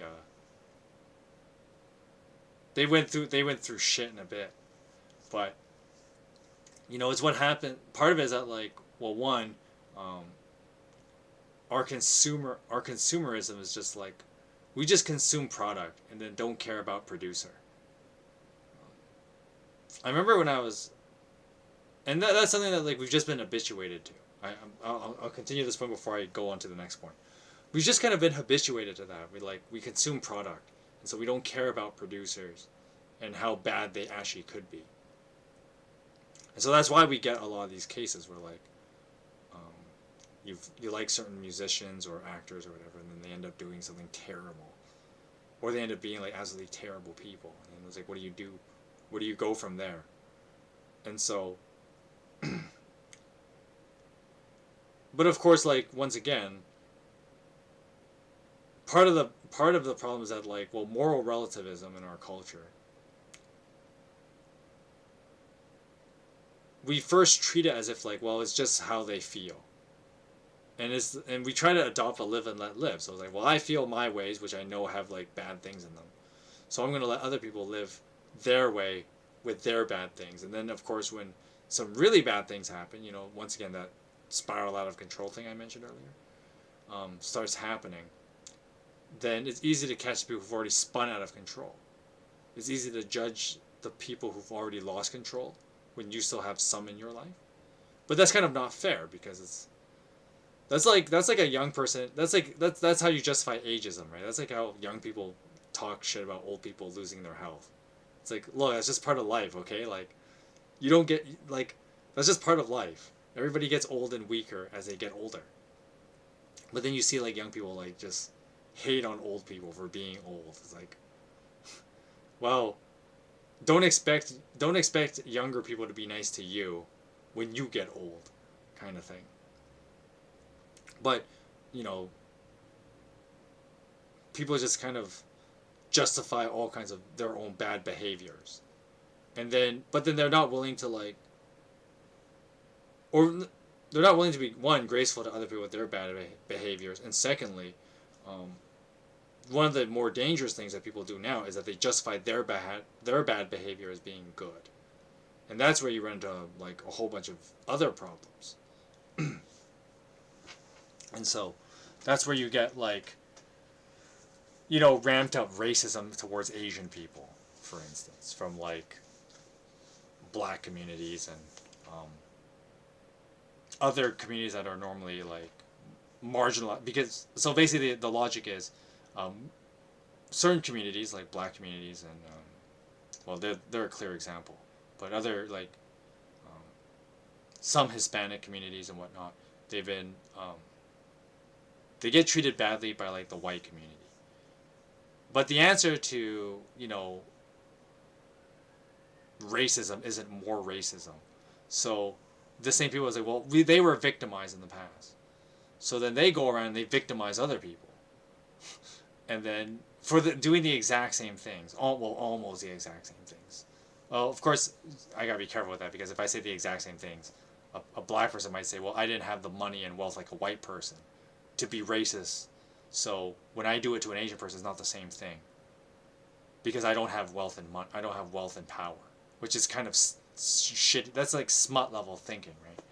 But that kind of like lack of sense and lack of desiring to be moral will create in people, and it goes all over the place. And this is where I guess the Christian approach I take is that like, well, that's all the more reason that we need the forgiveness of God in the person of Jesus Christ, because all of us are capable of those kind of evils. And that's one of the beauties of the Pardoner's Tale, is that we're all capable of this kind of evil. Because there's a funny thing in that story. Now we're back to the story. I gotta stop doing these tirades. It's a pretty heated tirade, but it's because the Pardoner's Tale really hits hard.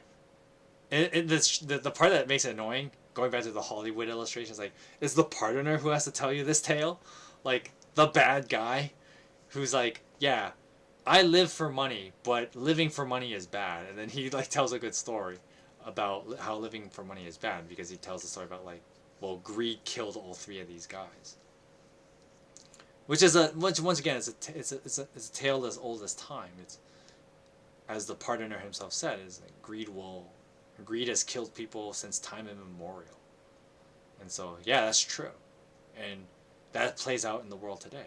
You know, that's why you see, like internet, like for instance, like bread tubers are a bad example, or super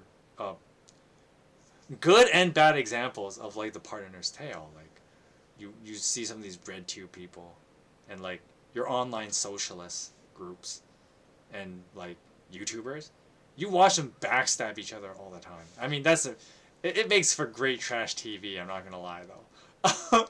That's why I know about these people, because watching trash TV can be a little entertaining. I have a very dark sense of humor. You just gotta deal with it. Hashtag terrible pastor. But you know, you watch these people like self-destruct, and they're like constantly backstabbing each other. It's because, you know, they claim to, you know, they're, well, this is where once again people have this false association with like socialism is about the people, but it's actually not. It's about how you control the people. That's what they left that part out. Socialism is about the people. No, it's about controlling the people. You forgot that the verb, the main verb of the sentence. But you see these socialists, online socialists, and how quick they are to backstab each other. And it comes from greed, because in actuality, people complain that capitalism is about greed, which it is. But, you know, it's not like socialism is any better. It's just as bad, if not worse. Well, I wouldn't say the worst argument. It is just as bad, though. But once again, it's not, but of course the issue with greed is not that, like, greed is not a systems problem. Greed is a human heart problem. And this is when, you know, the Christian analysis of this is like, that's how we understand sin. Sin is something that exists beyond ourselves, which is why it can master us so easily. You know, using Octopath Traveler, go watch Streaming Parson plays Octopath Traveler 2. But that's the whole like story arc of all the characters, and how like the shadow consumes people in various character stories, whether we're talking about Mugen, Caldera, Harvey. You know, all these characters get consumed by the shadow. The shadow is just like a ridiculous version of this concept of sin, and how sin being kind of like an external power, or a better way of wording it is, I guess for us science fiction nerds, we'd call it like a power that operates on a higher plane of existence. And because it operates on a higher plane of existence, that's why it can master us so easily. And so, in the same way, like in Octopath Traveler, these people get like consumed by the shadow. It's that exact reasoning, is because sin has that kind of power over our lives. And greed is one of those things. Greed is that kind of sin. And you can see that play out with like, that's why we tell these stories in like video games and comics and movies about like people who get consumed by that greed.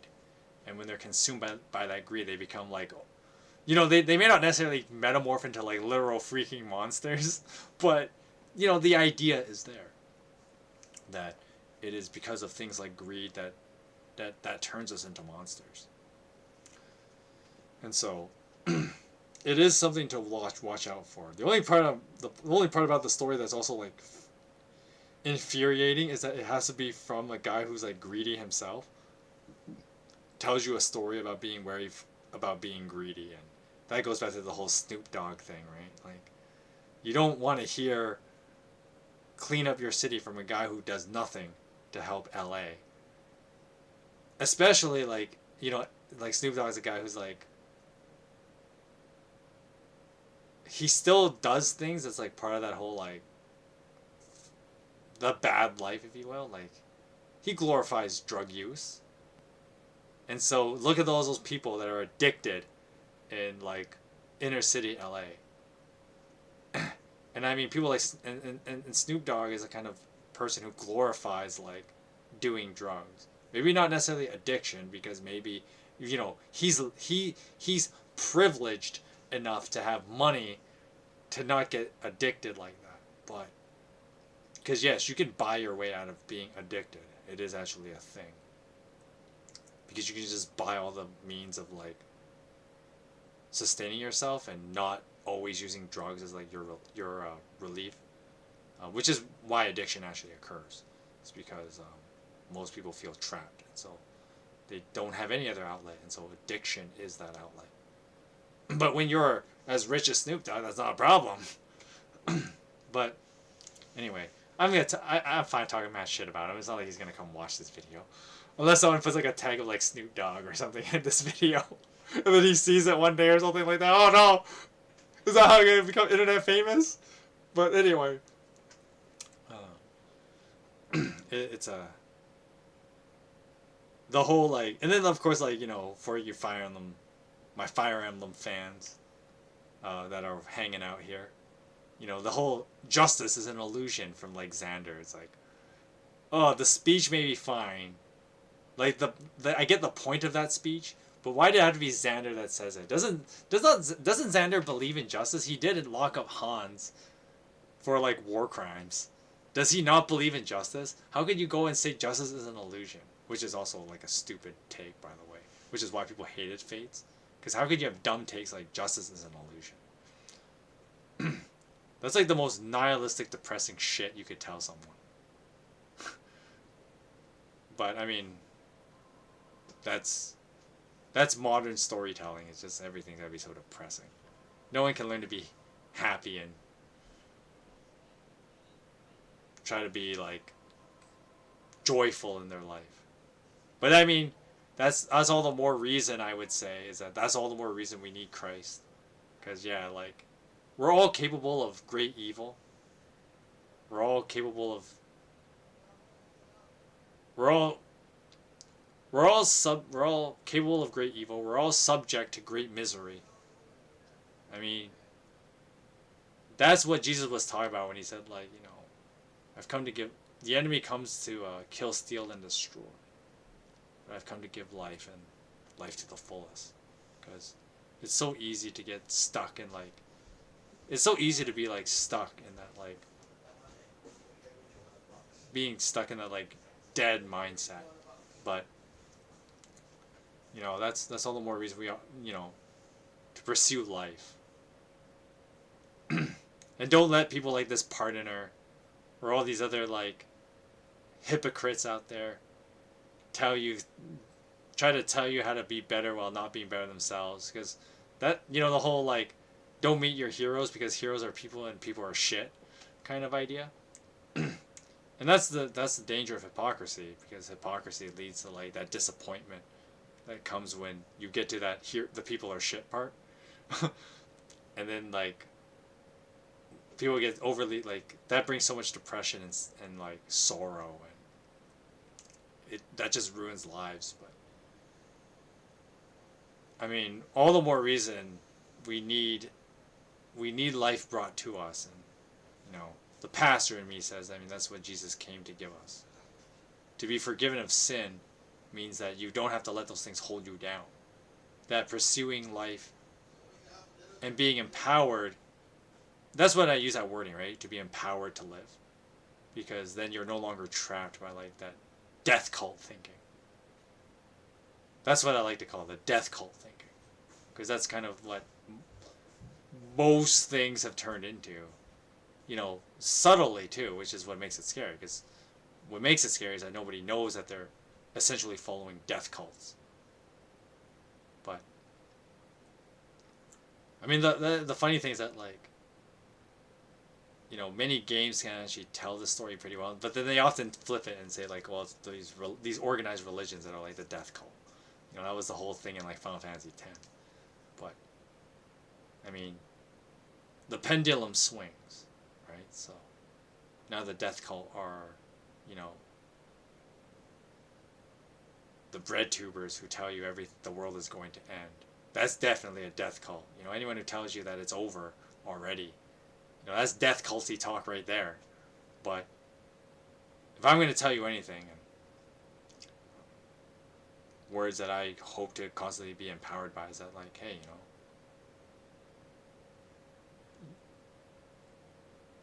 we live because Jesus lives. And so with that, you should feel empowered to live and move forward in your life. You know, because that's the to move forward in your life is the defiance of the death cults that are all around us. To move forward in life, that you live for something. Don't know what that is. And it doesn't even have to be that important at the end of the day. But when you have that thing you live for, then you're not consumed by greed and stuff like that, as in like the story, the Pardoner's Tale tells us. And that's what consumed these guys, right? Is that they were consumed by greed. And of course that's the irony of the story. That like we've come seeking death. Yeah, no shit, right? Like it's like, don't worry, you don't have to look very hard for death to find you. And so it was I mean, once again, I like the tale itself because it is like the way it's very cleverly worded and the way that it plays out. Of course, even though like that kind of story, like the greed consumes us all story, is a story told so many times, because it's an important lesson that we can tell the story 1,000 times, but because humans in our sinful nature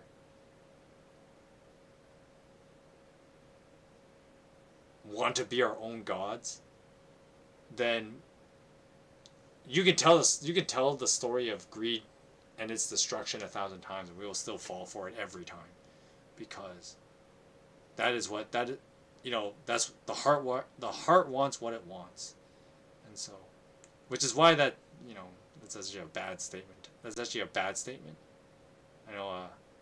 Well, there was that song popularized by I think it was Selena Gomez, but once again, that song, when people say that saying, the heart wants what it wants, that's actually never in a good context.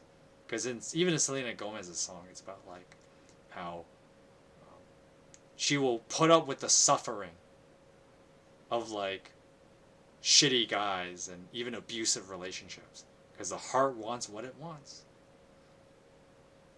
Yeah, that's a good message to tell girls, right? No wonder so many girls end up in such shitty relationships, because they take advice like that. But anyway, that's a mega hot take for another day. Maybe we'll see it one day. I gotta do podcasts again and talk about these like points in a lot more detail, because I should not be doing them in the middle of these reading streams. But at the same time, I wanted to pad out this video and have like a little bit of a makeup of last week, because I didn't read last week. But next week, we are gonna read the Wife of Bath's tale, and her bit is pretty long, so that'll be another 2 hours. Like reading her thing would just be like 2 hours. That's how long, and even in that's gonna be without distractions. So get ready for next week, because the Wife of Bath's tale, you're in for a doozy, and you're in for a long one. But other than that, for next week we have our regular schedule. We'll have the cross-path Octopath streams next week. So I'll probably do like Cassie Ochet's cross path and the Particio Oswald, probably on Monday, and that will be Monday at 2 o'clock Pacific time. And then Wednesday at 2 o'clock Pacific time, we'll do the Hikari Agnia and the Temenos Throne ones. So we got some fun stuff for Octopath coming up. Game's not over yet, even though we beat all the 8 journey stories, but there's still more. And so we're definitely gonna keep going through that. That's gonna be a grand old time. So that's Monday and Wednesday at 2 o'clock Pacific time. then we also will have our, we'll have our regular Thursday uploads, and I'll be back reading next Friday at 3 o'clock for The Wife of Bath's Tale. Anyway, this is the end of the stream. I hope you guys enjoyed the Canterbury Tales. I hope you guys have a great Friday night. I hope you guys have a great weekend. And I'll see you guys Monday. God bless you. Good night.